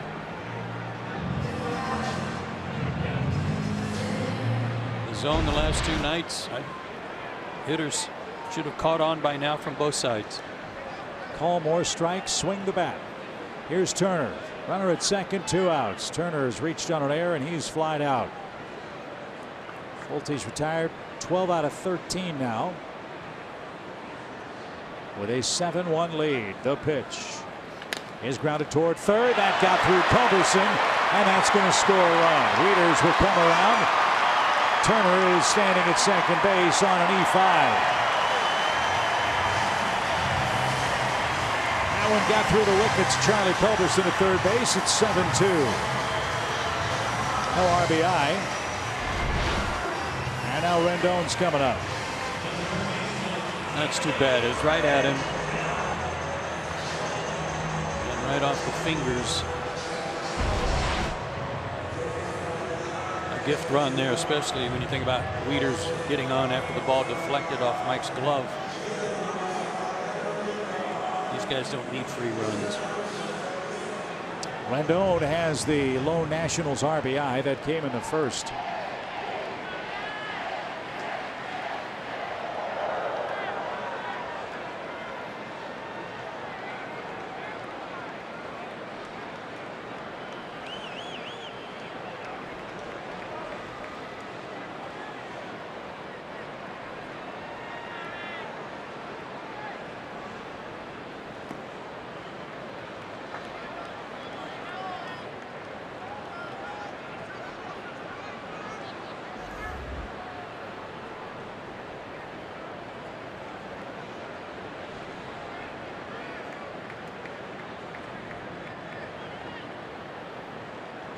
One ball, no strikes. And that missed high to the Nationals' third baseman. This has already been an unbelievable year for Anthony Rendon. He and his wife Amanda welcomed their first child this year, baby girl Emma, who was born about 2 weeks ago. So congratulations to Anthony. What a wonderful thing. Nice play at third. Long throw. Freeman stretches out, scoops it up, and that is the inning. Nationals get their second run. We go to the sixth, 7-2.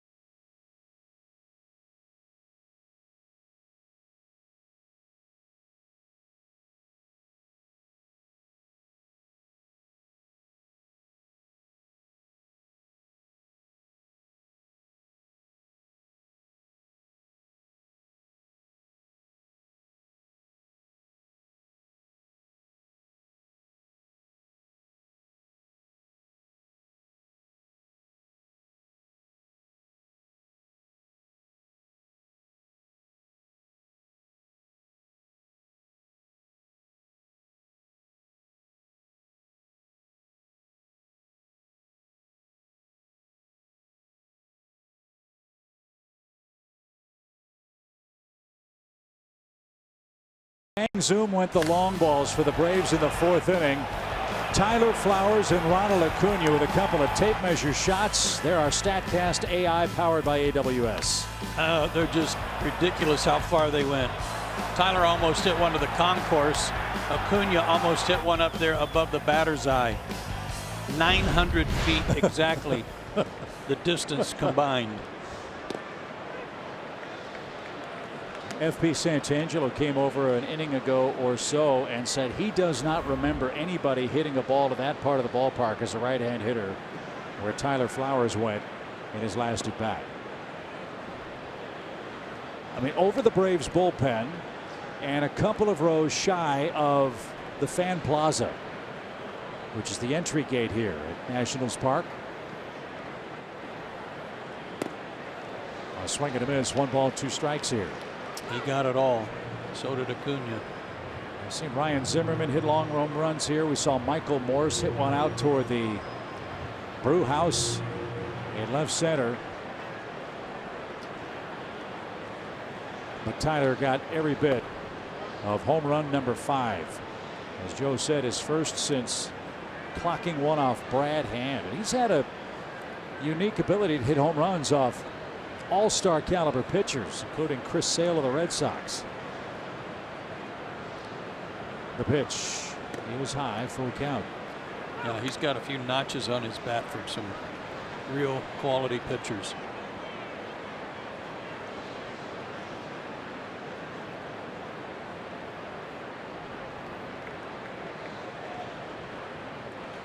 The 3-2 pitch is lined into center. Harper on the run, can't get there. A 3-hit game for Tyler Flowers, and that's how the 6th inning starts. Charlie Culberson will try to match that. Easy for me to say. He's 2 for 2. And he's tonight's Coors Timeless Moment feature of the game. He has single-handedly destroyed the Nationals this year. 5 of his 8 homers. One off Scherzer last night that tied the game. This one in the 2nd inning gave the Braves the lead after falling behind 1-0. 351. 5 of 8. Got their number right now.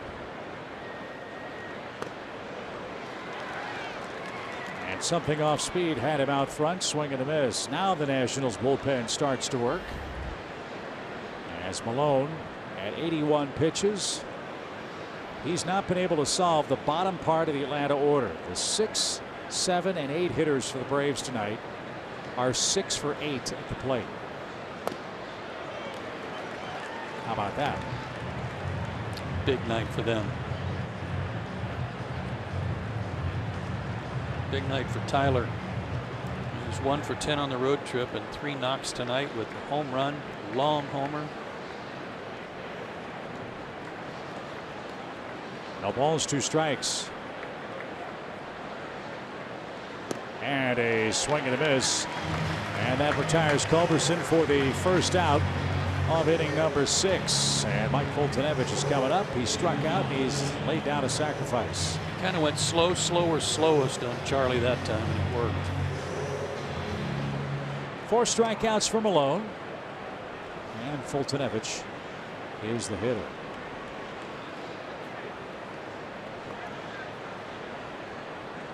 Cardinals lead Miami 3-1. That game's in the 7th inning as the bunt is perfect.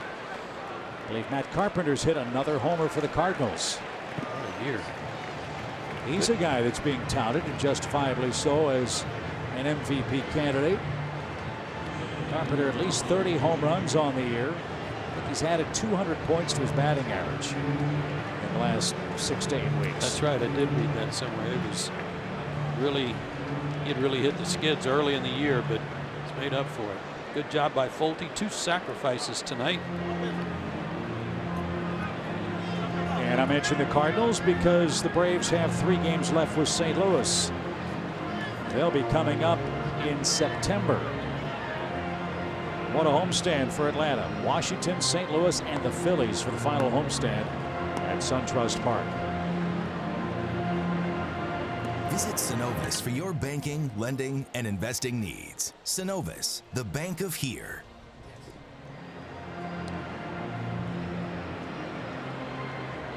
Brian Snitker's club leads 7-2. And we go back to the top, where Ronald Acuna Jr. is 2 for 3. A 452-foot homer to straightaway center, right over Bryce Harper's head last time up. Derek Lilliquist with a quick chat. As Flowers leads at second, the pitch is popped up right side. Adams is there. And that takes care of the Braves in the 6th. All Atlanta at 7-2. Heart of the order up for Washington.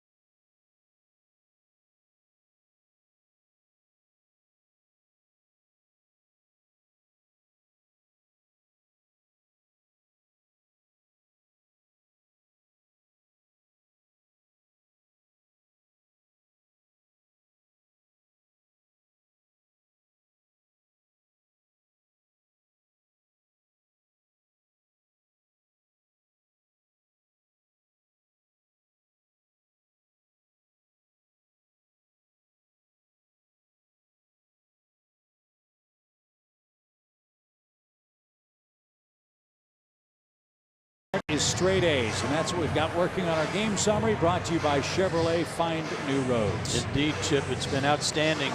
All the runs coming by way of homers for the Braves tonight, but maybe, as you said, the key inning tonight was the bottom of the first. Mike Foltynewicz was in all kinds of trouble. He only gave up 1 run, pitched out of a bases loaded jam, and the offense went to work, and Mike's still out there.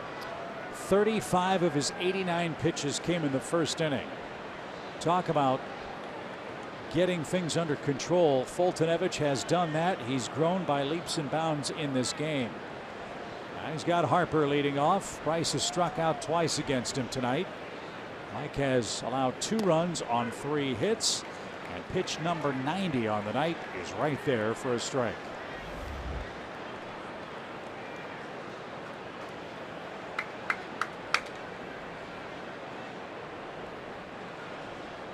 The 0-1 is downstairs.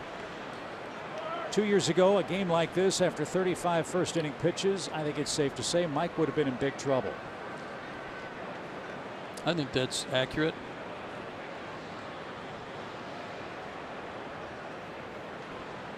I think he would have been in trouble in the first inning the way things were going for him.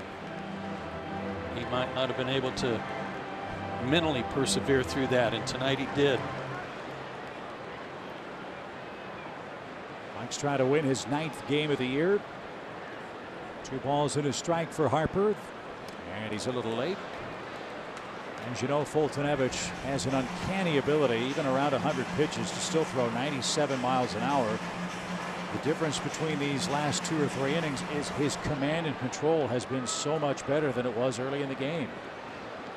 He's getting more swings and misses. I think he had 2 swings and misses in his first 40 pitches. And now he's gone full to Harper, leading off the Nationals' 6th.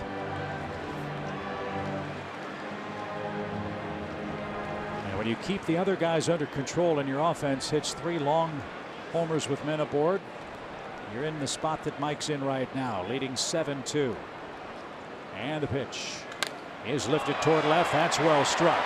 That ball's going to sail out of here for Harper. It's an opposite field home run. His 28th.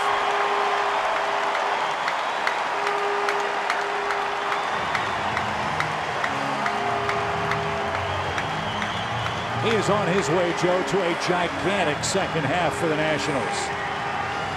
That was a good at bat. It really was. Able to take a pitch that was maybe something he had swung at earlier in the night. Made it a full count, and that pitch was not as high as Tyler Flowers wanted it. We talked about Harper yesterday using the whole field lately. There's another example of it. All right, so enough's enough. It's 7-3.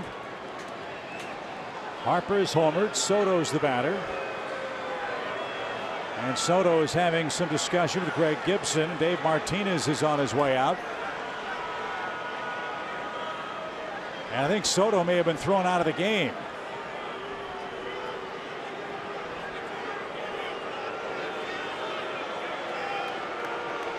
Right after Harper hits a home run, Soto comes to the batter's box. Remember, he complained about strike 3 in the 4th inning and just got thrown out of the game, with Washington trying to gain some traction here.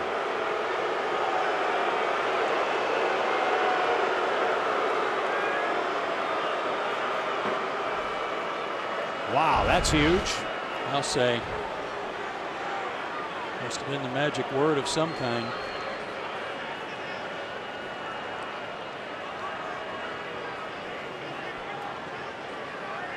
I think Dave Martinez is trying to get run too.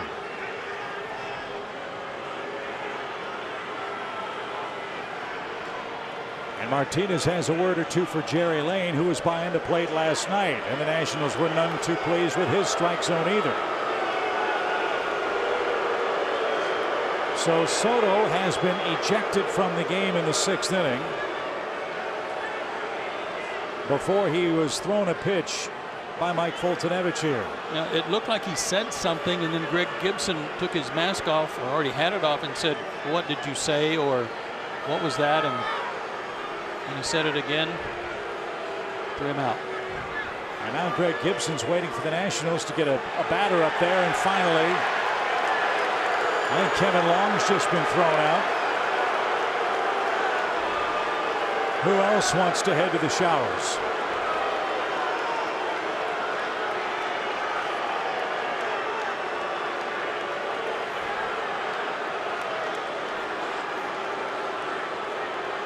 Now the ridiculous part of this is the Nationals for the last 3 minutes have known Soto's out of the game, and we still don't have a pinch hitter. Now Michael Taylor's going to come on and grab a bat, and he's going to stand in for Soto,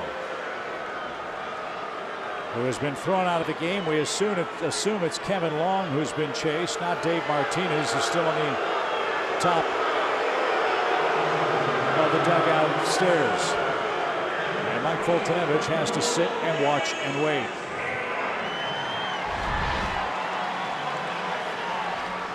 That was a called third on Bryce Harper in the third inning.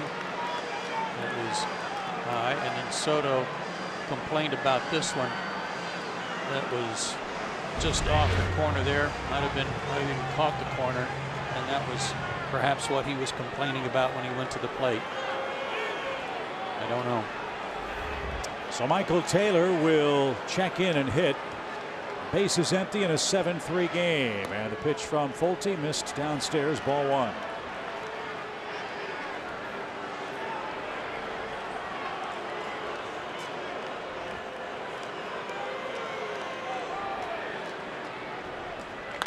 Ground ball, a base hit for Taylor.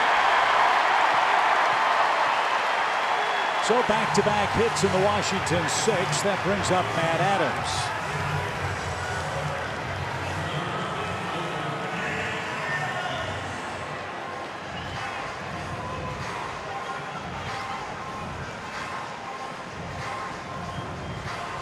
Adams has walked, and he jumped on the first pitch last time up, and Acuna brought it back over the center field fence. A home run saving catch back in the fourth inning.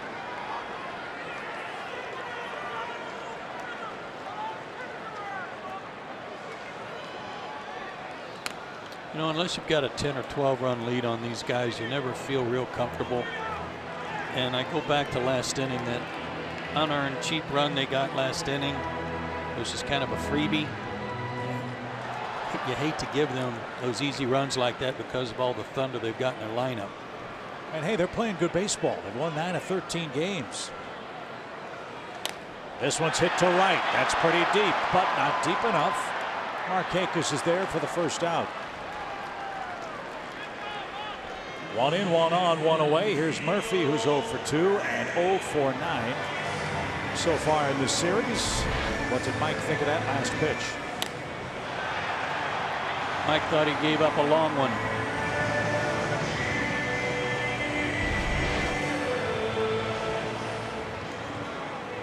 Luke Jackson's gotten up in the Braves bullpen as Mike is about to throw pitch 100. Matt Grace is up for Washington. 7-3 Braves lead it. We're in the sixth. And a base hit the other way by Murphy. Now the Nationals are going to work early in the count. First and second, 1 away. And Matt Wieters the batter. Braves are a ground ball, double play away from sending this to the seventh. And Chuck Hernandez will come on and give Mike another breather and give Jackson a few more extra tosses here.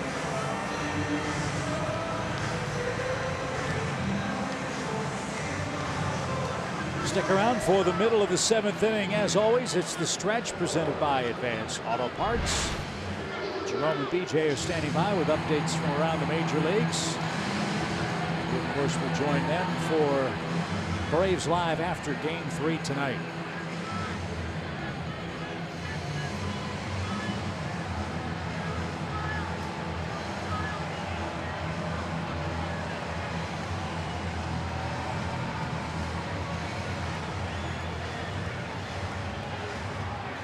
So the meeting is over. Let's see what Mike can do with Matt Wieters. Well, Folty's not really a ground ball guy. He's not really a sinker ball guy, but he could maybe get the ground ball with a changeup from Wieters, who, as we have said, does not run real well. And he just had a long extended conversation with Greg Gibson at the plate. Well, he's catching. He's been talking to him all night. He may have been able to talk to him about it or try to understand why.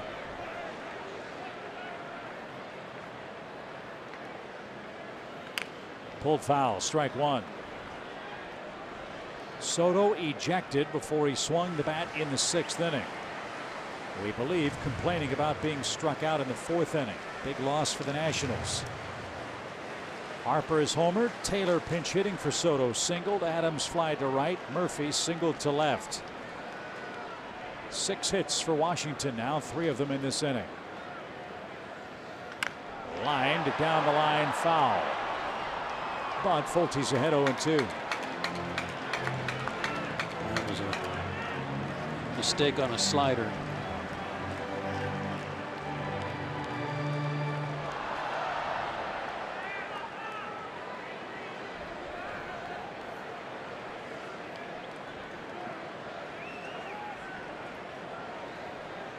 Something down and away. Maybe he'll hit it off the end of the bat right to Charlie.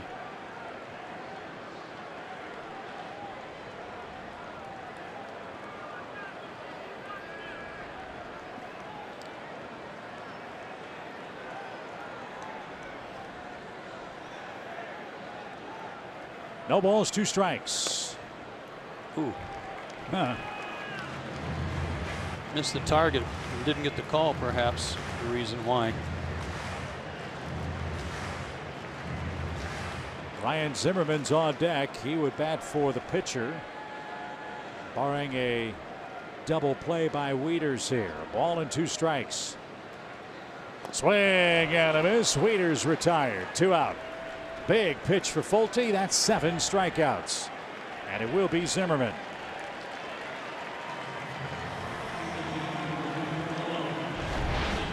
Like a breaking ball. It was a big downer. He doesn't throw a ton of them, but that was a beauty. Beware of this man early in the count. We've seen Zimmerman ambush against the Braves. 8 for 17 on this homestand. 2 homers, 7 RBIs. And 18 of his 38 hits this year have been for extra bases. Got a lot of moving parts. He's got a lot of moving parts in his swing. Big high leg kick, but as we saw yesterday in the doubleheader, 3 extra base hits, including a homer. His timing is real good right now. 1 ball, no strikes.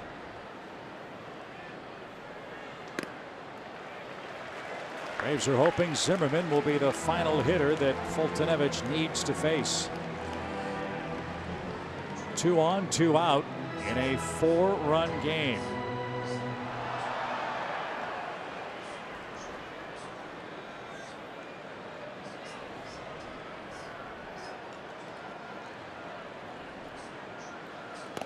There's a strike. It's 2-1.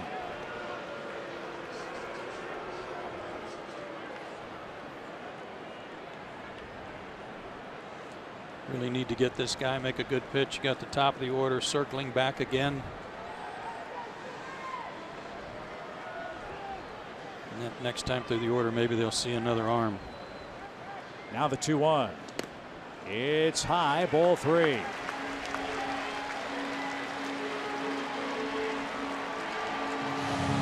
Mike's going to the rosin bag a lot.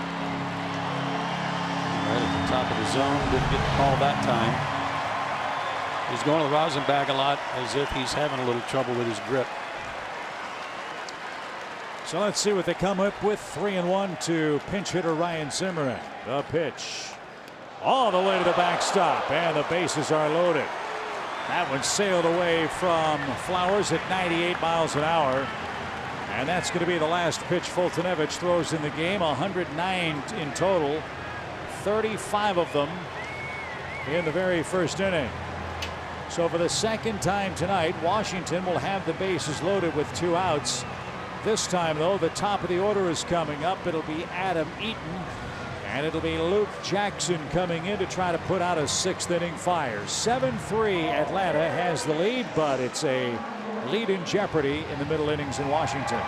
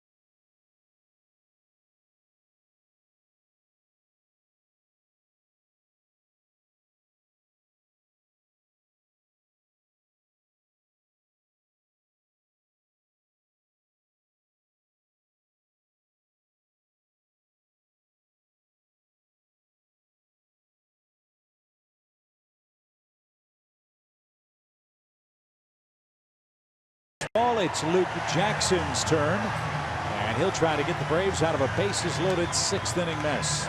Luke Jackson's last 2 outings have been in long relief, a total of 5 innings of 1-hit shutout ball, and he struck out 7 over those 5 innings. Best stretch he's had this year. Really good.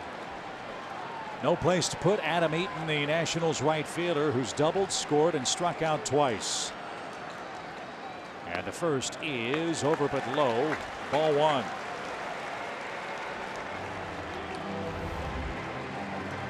Braves bullpen in August has been excellent.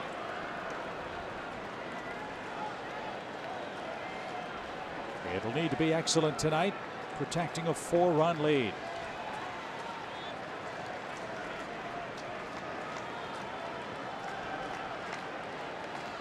The 1-0 count from Jackson. Here it is. It's tapped, just foul at third. That would have been big trouble. But Eaton left it wide of the bag. Even count.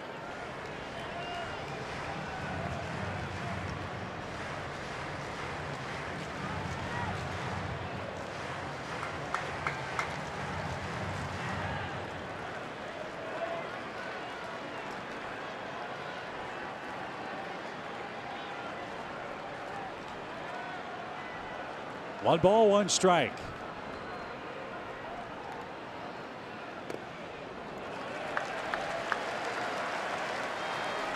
Eight inherited runners on the year for Luke. Only 2 have scored. Big spot for him right here.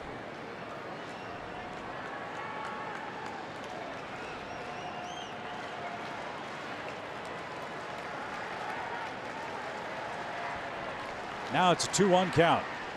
And that one got away, but not far enough. But it's ball 3. Trey Turner's the on-deck batter. And now Eaton should see a very good pitch. Yeah, he should. Slider in the dirt, slider that missed, or curveball that missed before that. They got a run in the first inning, loaded the bases, didn't get any more. They've got a run in this inning and loaded the bases. What's going to happen? Luke Jackson pitched 2 innings in game 1 yesterday. He's facing Eaton here with a 3-1 count. And he's back full 3-2. Again, both bullpens are, shall we say, on the razor's edge. Johnny Venters went an inning yesterday. Carl went to the DL after he pitched an inning. Luke Jackson 2 yesterday. Winkler an inning. Biddle an inning and 2/3. Minter's your closer, and the Braves have Adam McCreary and Wes Parsons, 2 rookies. in the bullpen. Who have not pitched in the big leagues yet. So Brian Snitker really is going to have to massage his relief corps over the final 3 innings of this one tonight. And what's right now is 7-3 Atlanta lead. The pitch. Swing and a miss. He got him. What a comeback by Jackson from a 3-1 count. Breaking ball. And for the second time, the Nationals leave the bases loaded tonight. Guts of a cat burglar. Luke Jackson strikes out Eaton.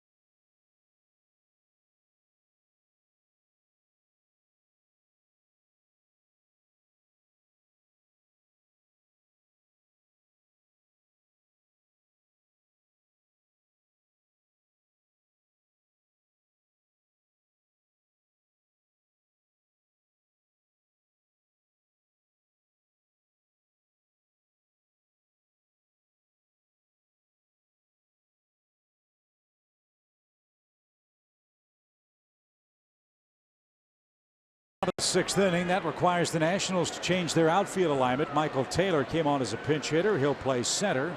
Bryce Harper moves from center to right. Eaton moves from right to left field, and Matt Grace becomes the second Washington pitcher, with Ozzie Albies leading off. What a pitch by Luke Jackson to strike out Adam Eaton to end a bases loaded threat. Incredible. Great guts to throw that slider that he had bounced up there just before that. Just tried to get over slider, and he swung right through it. So Washington's 1 for 10 with runners in scoring position so far tonight. And Ozzie greets Grace with a ringing single up the middle, his 3rd hit of the series. So his good work continues. Ozzie, our Yellowwood brand, bringing the lumber feature. Braves second baseman, also an all-star this year. He's had good numbers against the Nationals himself. 6 games, 400 average. You love the 5 runs scored in 6 games too. Old teammates talking it over there at first base. Grace is mostly a 2-seam fastball guy. Relies on a lot of sinking action and a sliders fastball. That 2-seamer about 90 to 92.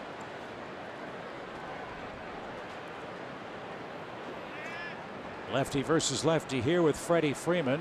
Freddie's trying to extend his batting streak, and that will help Albies reach second. A ball that popped away from Wieters. Looked like a pass ball from up here. Right off the heel. And you saw Wieters looking at that baseball. It was obviously defective from a catcher's perspective, so toss that one out of play. And now a hit means a run. Freddie's trying to extend his hitting streak. It's a 9-gamer. And he grounds one past Adams into right field, a base hit. Here comes Harper. Gloves, grabs, fires toward the plate. Throw is late. And Freeman takes second on the throw. It's an RBI single for Freddie Freeman. Albies' speed beats the play at the plate. The pass ball comes to fruition for Atlanta, and it's an 8-3 game. Just trying to get him over, move him over to third base, and he found a hole. And now with Harper playing right field, his great arm puts a real good throw on, right on the money. Wasn't too deep. A little bit of a short hop, but Ozzie beat the throw. And no challenge by the Nationals. Back-to-back hits allowed by Grace. And the Braves have a 5-run lead again. Freeman now with a 10-game hitting streak. And he continues to torment the Nationals. And a swing and a miss from Markakis. Nick's 1 for 3 in the game. 8 runs, 12 hits for the Braves in game 3. That's just such a great answer, Chip. You know, you give up that run and they get close, they get the bases loaded, they're feeling pretty good about a comeback, and then you come right back and the Braves get that run back. That was excellent. That's towards center. Taylor got a good jump. And there's the first out. It's so uncanny how often it happens. The first, Harper led off the inning with a home run. How many times do you see it?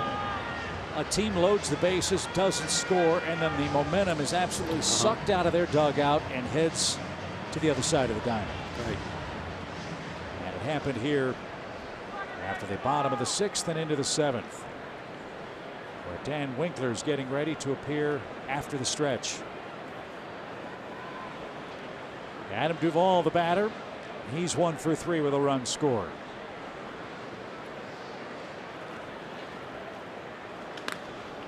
That's hit toward Harper in right. And Bryce will have plenty of real estate to make this play. And 2 outs. As we mentioned, the stretch is coming right up. It's presented by Advance Auto Parts. A lot of good things to talk about in between innings tonight. Every Braves offensive starter has at least 1 hit in this game, including Johan Camargo, who singled and scored in his first appearance at the plate in the 2nd inning. From the Braves bullpen perspective, Winkler pitched just a third of an inning yesterday. That was in game 2. Brad Brock did not pitch at all. He should be fresh and ready to go. So let's think along with Brian here. I would guess Winkler for the 7th, Brock for the 8th, Minter for the 9th. Yes. If all goes well. If that's, yeah, if it all goes smoothly. So we'll see how it works itself out. Braves have done a great job tonight, scoring 2-out runs. Atlanta has 5 of their 8 runs in this game after 2 are out. 214 2-out runs in total for the season. That is so demoralizing for the opponent when that happens. 2 balls, no strikes. And this one's popped up right side. Foul ground. Adams in the runner's lane makes the play, and that retires the side. Albies and Freeman, the dynamic duo, get things started for Atlanta. They add an 8th run, and it's time for the stretch in the middle of game 3.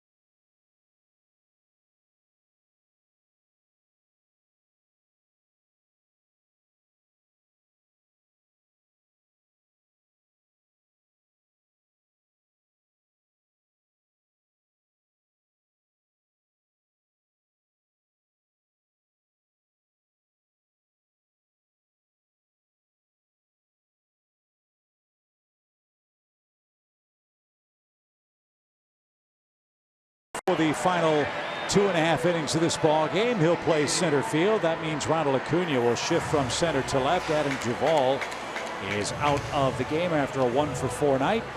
Dan Winkler will come on and pitch. He'll bat in Duvall's spot. Ender will hit ninth. And Dan has Turner, Rendon, and Harper in the Nationals' seventh with a 5-run lead to play with. Just a third of an inning in game 2 last night. Should be okay for tonight.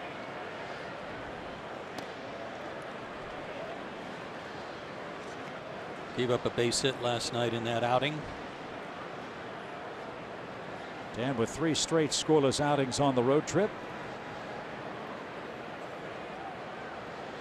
And 1 total run in his last 7 outings, which covers 5 2/3 innings with 7 strikeouts.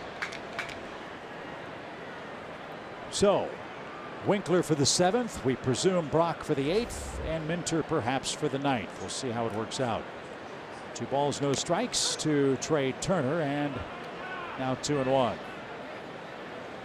Boy, tip of the cap for Luke Jackson getting the only guy he had to face, and that was with the bases loaded, 2 out last inning, striking him out.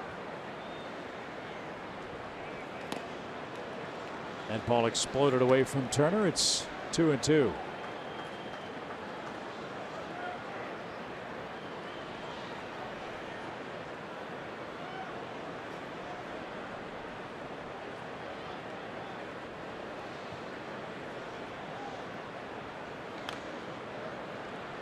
Fouled away. Brewers lead San Diego 6-0. That's in the 4th inning at Miller Park. Cardinals 5-1 over the Marlins in the 8th inning. National League Finals, Arizona beat the Phillies, Pittsburgh beat Colorado, and the Mets beat Cincinnati. Jacob deGrom is going to have a champagne celebration. The Mets gave him 8 runs today. Wow. 2-2 pitch, almost hit him. In fact, for deGrom, coming into play today, I think the Mets had scored 8 total runs for him in his last 7 starts. No walks, especially no leadoff walks. Make him swing. He did swing and fought it off. 30,203 the crowd tonight in Washington. It's been a well-attended series.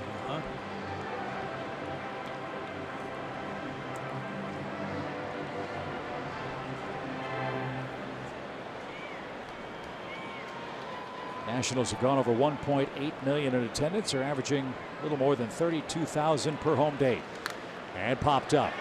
Flowers couldn't find it for a moment. Now he does. He'll toss the mask away, and Turner is retired to start the inning. 1 up, 1 down for Rendon. Chipper Month continues this Friday. The first 20,000 fans at SunTrust Park with Milwaukee in town get a Chipper Jones Hall of Fame replica plaque. That's presented by SunTrust. If you're one of the first 20,000 fans on Saturday, August 18th, you'll get the Chipper Crazy Train bobblehead presented by Napa. I can't wait for that one.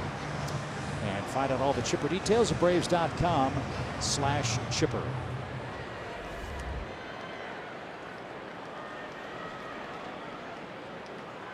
Rendon has one of the Nationals' RBIs, a first inning single. And strike 1 to him, inside corner. We've got a Napoleon Dynamite bobblehead. Push button has Napoleon Dynamite quotes come out. I'm going to put Chipper's Crazy Train right next to Napoleon Dynamite.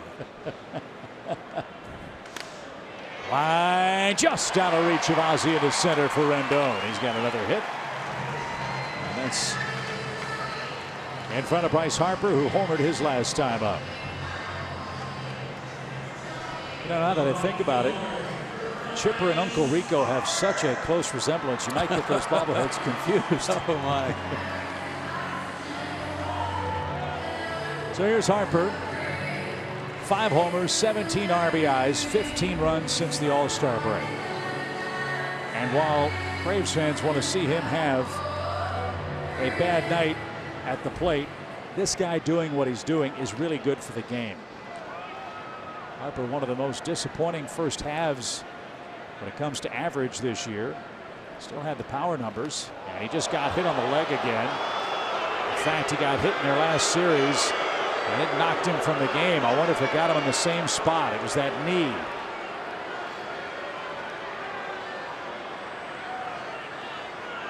This isn't good for baseball if Harper has to come out. He got absolutely smoked.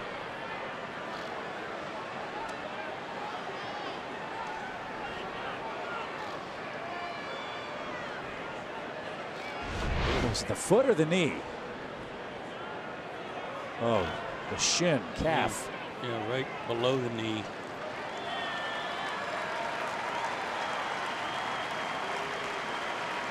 It always seems to miss that shin guard, doesn't it?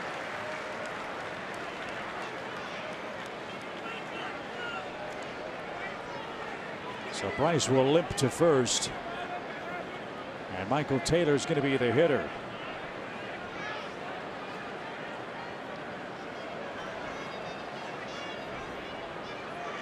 I wonder if Freddie said, boy, that looked like it hurt, Bryce. Yeah.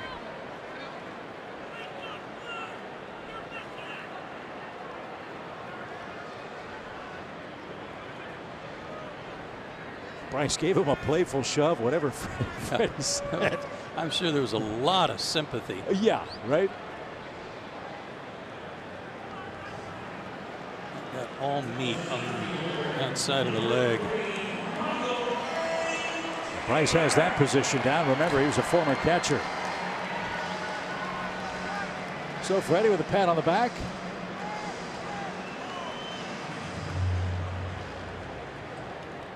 And Harper knew that was by accident. But obviously, here's Taylor. A single, his first and only time up.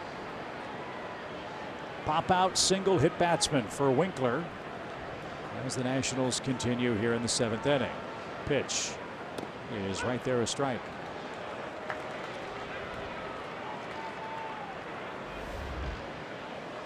It's a pretty good exchange going on at first base between two of the best players in the National League, if not all of baseball.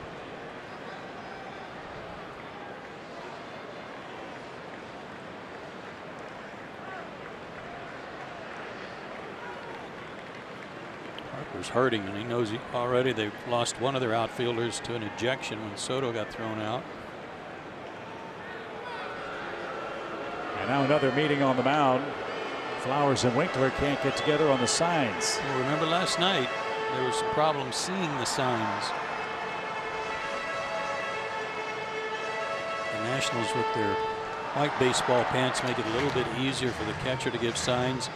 With the Braves, gray pants might be harder to see.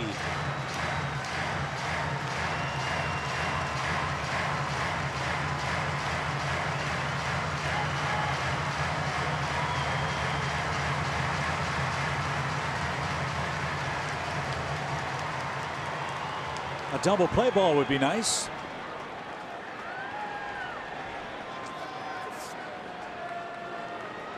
Rendon daring Bryce Harper to try to catch him. He leads at second. Bryce is at first. The pitch. Swing and a miss. High fastball, didn't get it. It had cut to it. 0-2.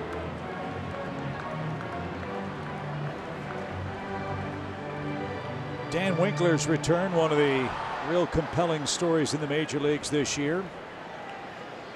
Two very serious arm injuries cost him a lot of time. Tommy John surgery and a fractured elbow. And the 0-2 pitch is high. That's, I think, Chip, part of what's making this such a special season is certainly the wins and losses, the record, and where they are in the standings, but so many good storylines for all of these guys that have put this together. The 1-2. Taylor didn't get it. And there's out number 2. And I think what's interesting too, Joe, is for all those guys in the bullpen, you look up and down that relief corps for the Braves, not a single one of these pitchers, with the exception of Johnny Venters, has been playoff tested or pitched in huge games in August and September yet. And I think that's going to be very interesting to follow, to see how they handle those big pressure situations. So far in August, can't argue with the results. Yeah, they're going to have to rely on some of their coaches, but Brad Brock, Johnny Venters, those guys to say, you know, here's what you got to do, and here's how you've got to stay ready. And you've got Peter Moylan, who's still with the club, but he's on the disabled list. But still, he's a valuable resource. Yeah, great source. But as we've seen so often with this young team, and as you said, they're not intimidated by the situation. No, I don't think they are at all. The one thing that they haven't done is play 162 games. Right. Acuna missed quite a bit of time with his knee, so that will help him get through September. But one of the really important parts of September is getting your rest. We've already talked about and documented how many games the Braves have over the last 60 days in the season. Everybody's got to get off their feet and get rest when they can. Yeah, it's 51 games in 54 days down the stretch. As Adams takes a strike.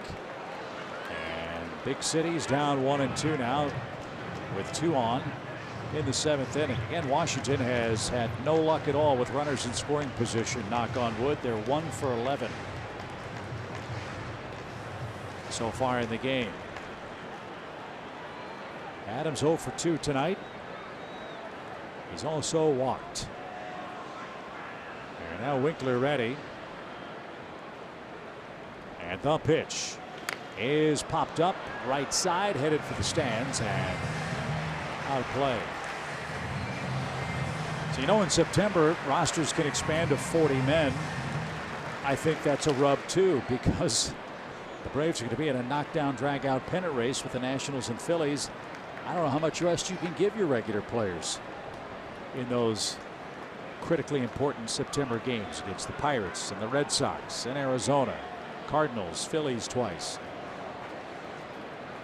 So it is going to be a tremendously interesting final 7 weeks. Brian Snitker will really have to lay it out, diagram it out, find spots to rest guys. How about Winkler? A couple of strikeouts in his 7th inning of work. Washington 1 for 12 with men in scoring position, and Atlanta leads by 5 heading to the 8th.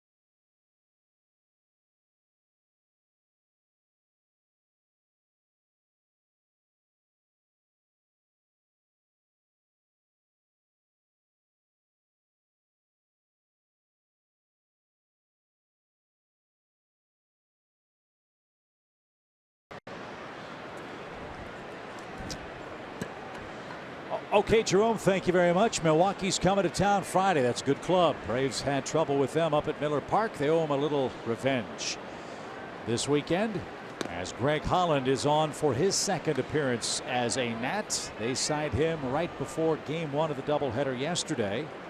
And Holland debuted with a scoreless inning, 3 strikeouts and a walk. In the game, Washington won 8-3. Walks were the problem for him this year, and He walked the first batter he faced while wearing a Washington uniform, but then struck out the side. Low 90s, slider, curve. 1 ball, 1 strike. Base is empty for Tyler Flowers. He's had a big night. 3 hits for the Braves catcher. When you watch Holland, we talked about this yesterday, that he definitely steps toward the first baseline, but watch from center field how his body is already moving toward that area. Ground ball deep short. Turner's got it. Long throw and got him by a step. And that's how the 8th inning starts. A ground ball to the shortstop. Again, Friday back at SunTrust. The Brewers are in town. We've got one more chance to celebrate the newest Hall of Famer, Chipper Jones. We'll be covering his on-field presentation during our Braves Live pregame show starting at 7 Eastern. And we'll be sharing new interviews from his induction weekend as our Chipper coverage continues on Fox Sports South and on Twitter at Fox Sports Braves, presented by Mizuno. And folks, go to @FoxSportsBraves. There's unbelievable exclusive-only content there from our great crew up in Cooperstown, led by our producer Gretchen Caney and Paul Bird and Sean Farnham and so many others. So great tip of the cap to them. You won't want to miss that. Friday night, Kevin Gossman makes his home debut too. Charlie Culberson with his 3rd home run in this series. His 5th home run against the Nationals. His 8th home run this season. Frankly, I'm a little worried about the lad. I'm going to get him some protein bars. His home run only went 378 feet. Yeah.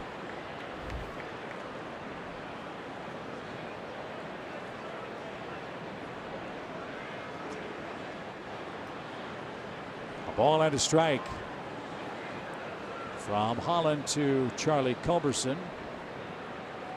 And fouled away. Tip of the cap too to Kevin Allison, another great Fox Sports videographer who is up in Cooperstown. One of the real iconic shots of that weekend was the 6 Hall of Famers sitting around a table with that bottle of champagne, telling stories about those glorious days in Braves history.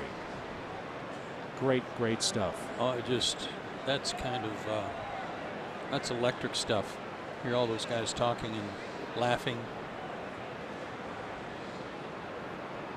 The 1-2 pitch is fouled away. How Gretchen pulled that off, I don't know. Getting them all there at once and keeping them there.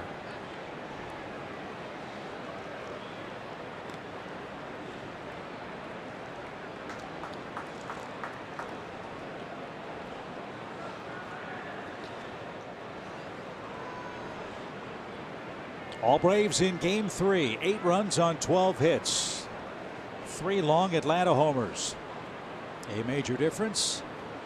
Bryce Harper's hit a homer for Washington tonight.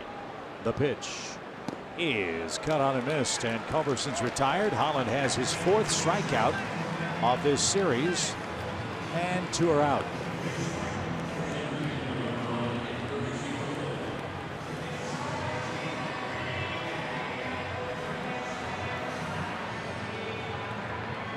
Ender came in defensively an inning ago. He was put in the 9th spot, so his first at bat of the evening. And he's been on fire in the second half. He had the big hit in the 9th inning against Kelvin Herrera, and he pulls this one toward Adams, who surrounds it, flips to the pitcher covering, and that retires the side. Lower third in the bottom of the 8th. 8-3 Braves late.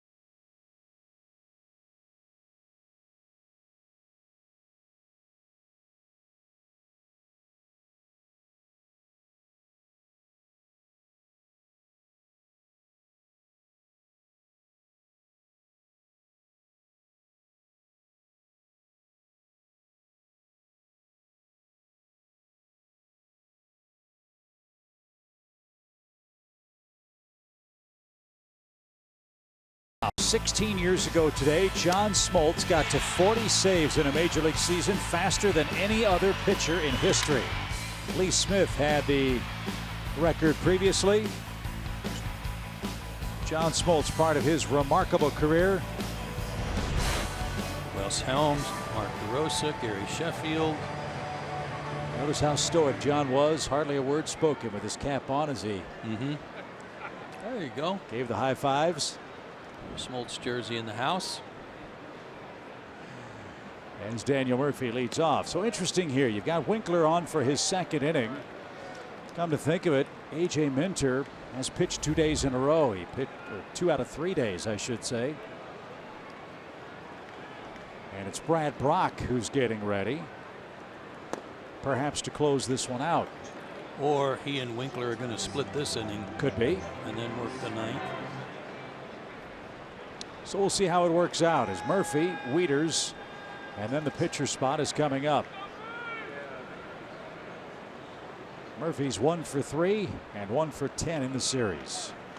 And fouled away into the Nationals dugout. That'll ping pong around. Nobody got picked off. And the count's 1-2.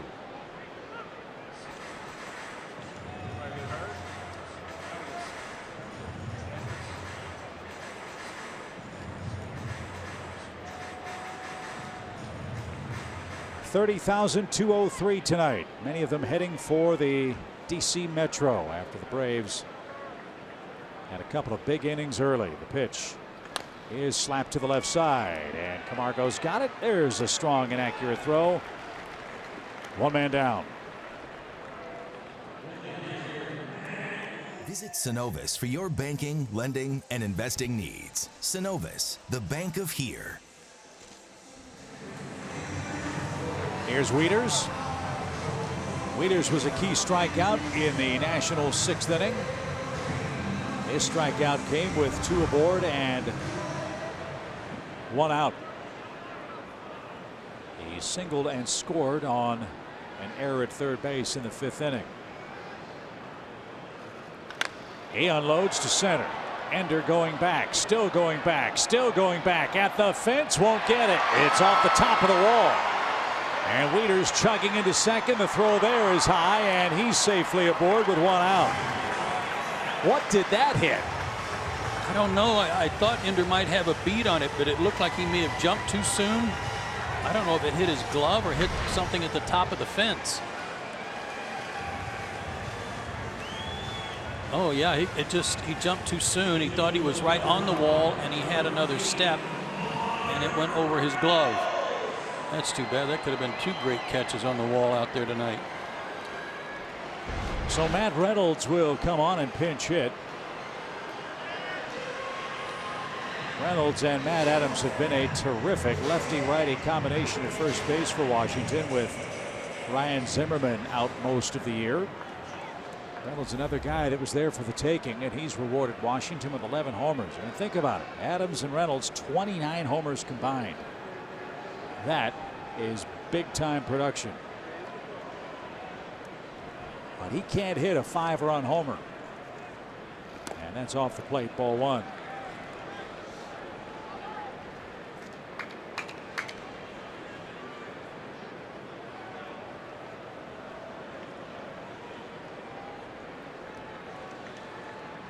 Greg Holland went an inning with a strikeout. Zeros across the rest of his line. As the Braves maintain an 8-3 lead, the pitch is up and in.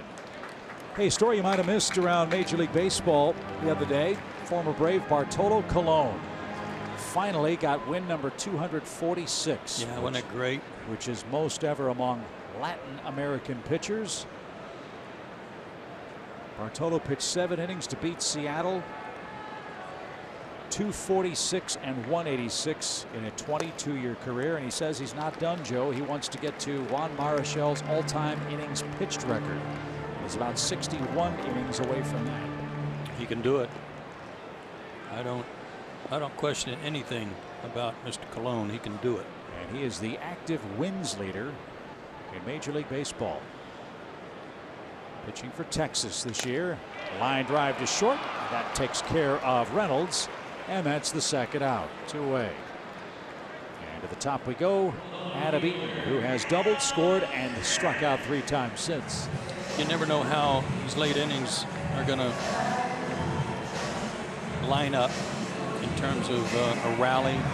But knowing that Zimmerman and Reynolds have already been used off their bench, that's a little comforting. And Soto's been ejected. Yeah, not to take anything away from anyone else. Any of them can come off the bench and hit a home run and hit a big homer, but those 2 guys are the ones that scare you the most. Eaton grounds foul at first, strike 1. AL Finals, Texas beats Seattle 11-7. The Mariners are starting to fade. Oakland's passed them in the AL West, if memory serves. Yes. They have by 2 games now. Angels beat Detroit 6-0. Boston 10-5 over Toronto. Baltimore 5-4 over Tampa in the 9th. Boston's just scoring double-digit runs every night and telling everybody to forget about it. Markakis in right handles that, and 2 excellent innings for Dan Winkler. Washington 1 for 14 with RISP tonight. That is a huge story, and we're off to the 9th.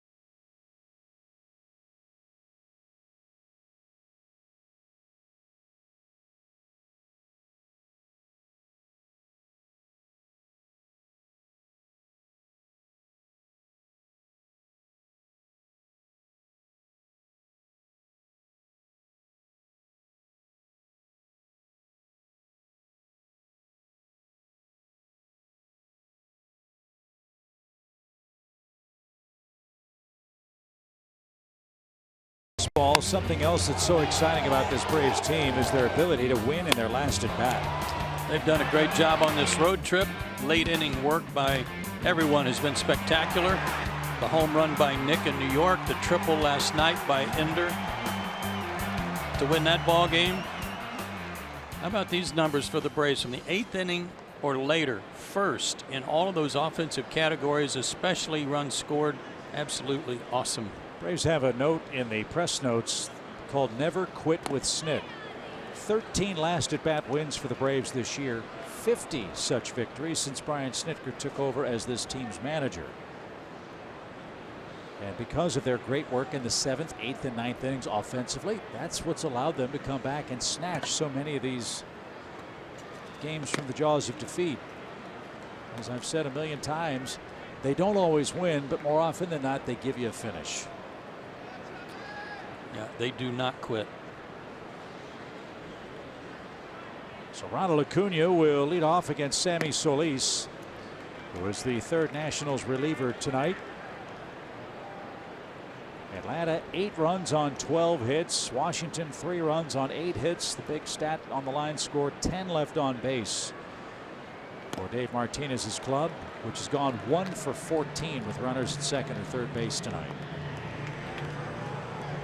So they've had chances, but credit Fultonevich, Jackson, and Winkler with excellent work in those critical run scoring spots. The pitch. Especially those two bases loaded situations in the first and sixth. Acuna might have gotten a break. You know, Eaton's sparking about that. Wieters might be saying something too. That's a pretty good pitch. But Ronald strikes out. So bookend strikeouts for Acuna, who has singled, stolen a base, and hit a home run. And he's taken a home run back. He has had an excellent night. Here's Ozzie. A single and a run scored his last time up.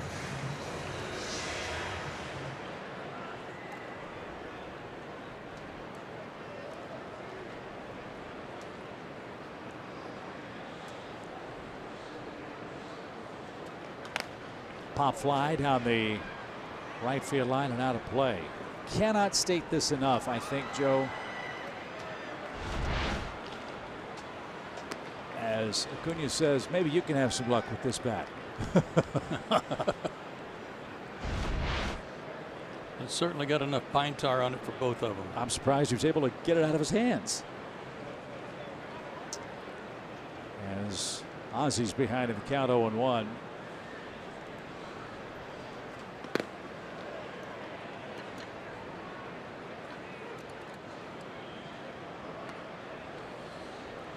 You talk about momentum gaining victories. The win in the finale in New York. You don't win that game, you come to Washington with a 2-2 record on the trip. Instead, Atlanta won that to go 3-1.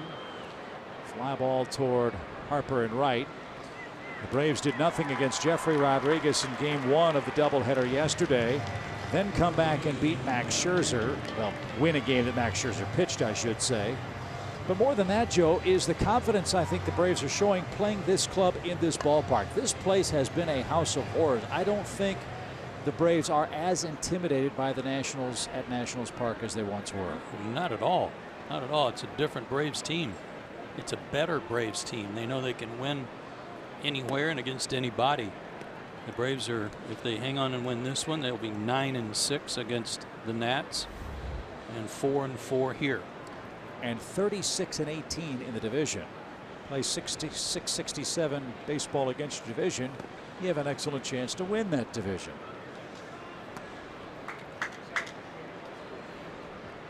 So the Braves are 3 outs away in the bottom of the 9th inning from a 5-2 road trip. And they will push the Nationals 5.5 games behind them as Freddie unloads to center.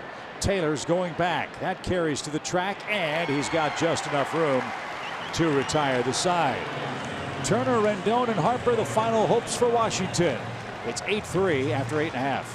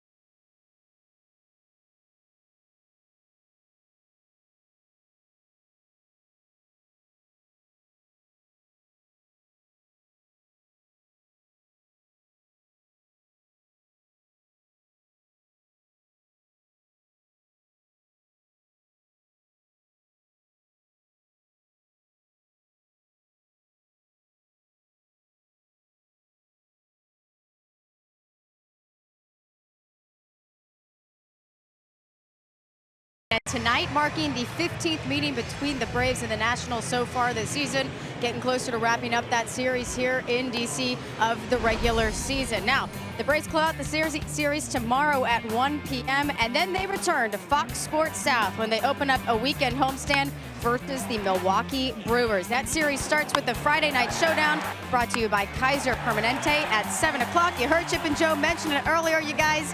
Kevin Gausman making his home debut at Trust Park. Look forward to seeing you there.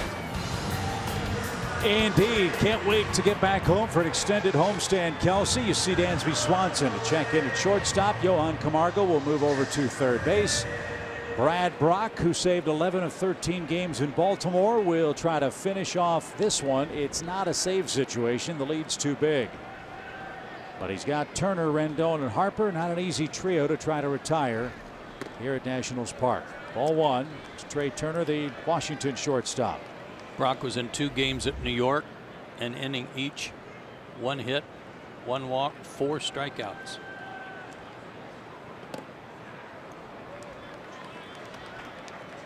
Now the Brewers can swing the bat. They've had a little bit of a rough time after they had some good success against the Braves. They ran into some roadblocks, but they're swinging it again. And Christian Yelich maybe just a percentage point or 2 ahead of Nick Markakis in the batting race coming into play tonight. Yeah, some had said the first half of the season was about a week too long for Milwaukee. They went to Pittsburgh, if memory serves, and got swept in a 5-game series and really tumbled behind the Cubs.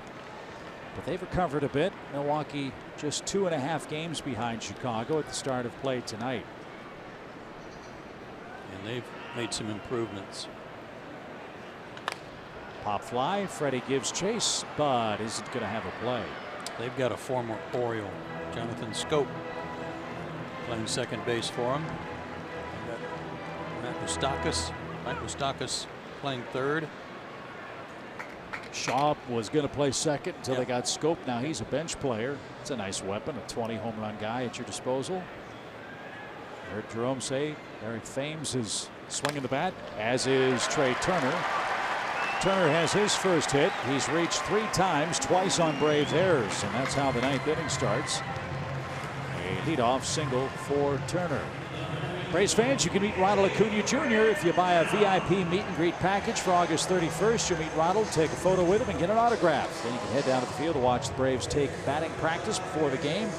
Space is limited. Get your VIP meet and greet tickets today at Braves.com. The Pirates will be in town on Friday night, August 31st. 2 hits for Anthony Rendon, including an RBI single in the first. He's got 12 hits on the homestand. And that one's fouled away for a strike. Speaking of the Cubs, are in Kansas City tonight and trailing 2-0 to the Royals. Rough year for Kansas City. Royals are an astounding 34-79.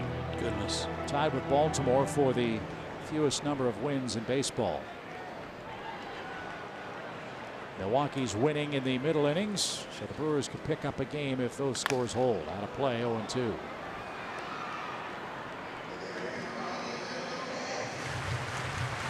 Wild card race. Always fun to talk about.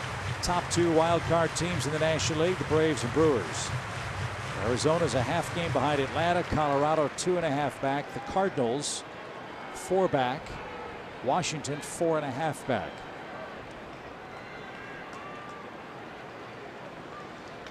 That one's into center. Ender's going to charge. He's not going to get there. Rendon a hit on an 0-2 pitch.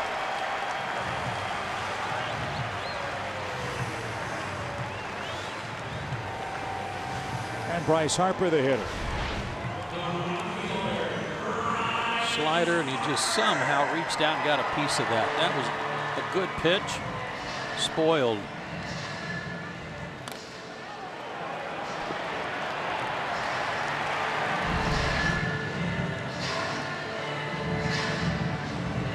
Let's see what Bryce Harper and Brad Brock's history is.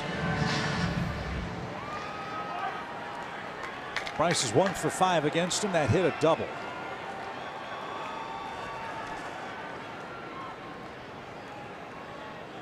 Harper's homered in the game. He struck out twice and has been hit by a pitch, and that's off the plate, ball one. I was just looking to see if he adjusted that shin guard to wrap it around and cover the outside of his leg. Not so. If I were him, I'd borrow one of Weeder's shin guards and strap that baby all the way up to the knee. Take my chances.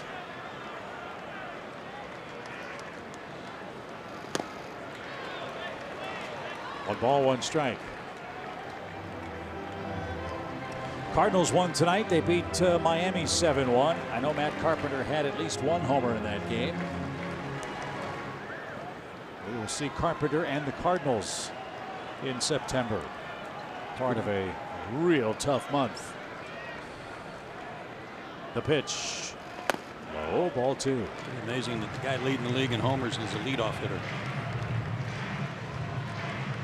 I don't know the answer to this. Has a leadoff hitter ever led the National League in homers? Wouldn't that be something? 2 on, nobody out, 2 balls and a strike.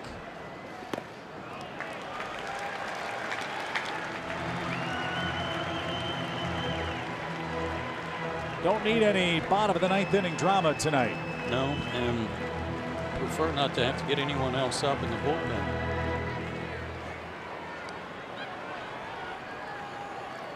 So Harper way ahead in the count, 3 balls and a strike.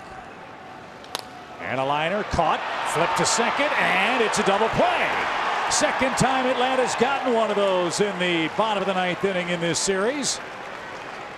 One was hit to third, this one was hit to short, and Dansby and Ozzie double up. Trey Turner, 2 outs.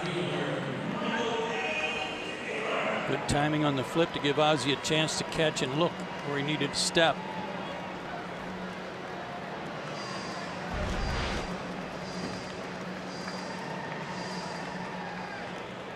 So one more out to get for Atlanta as Taylor is the batter. Taylor came on after Soto was ejected, standing in the batter's box before the 6th inning at bat. The Braves concede second base. Rendon moves up on defensive indifference. And it's strike 1 to Michael Taylor. Braves are out away from creeping to within a half game of Philly, which was beaten tonight. Arizona shut them out in the desert 6-0.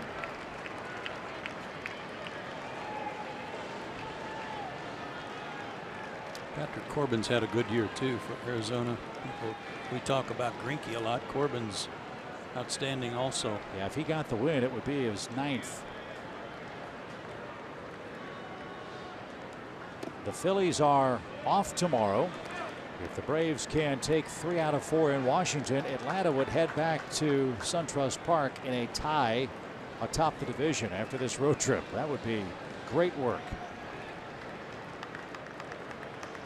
1 ball, 2 strikes to Taylor, and the pitch is cut on and missed, and that's your ball game. Atlanta plays long ball. Culberson, Flowers, Acuna all go deep. Mike Fultonevich overcomes a 35-pitch first inning to work 5 2/3 innings to win his 9th. And Joe, the Braves have taken 2 out of the first 3 in this series in a little more than 3 hours tonight. Love the long balls. Of course, that instant offense gives the Braves and Mike Fultonevich room to work.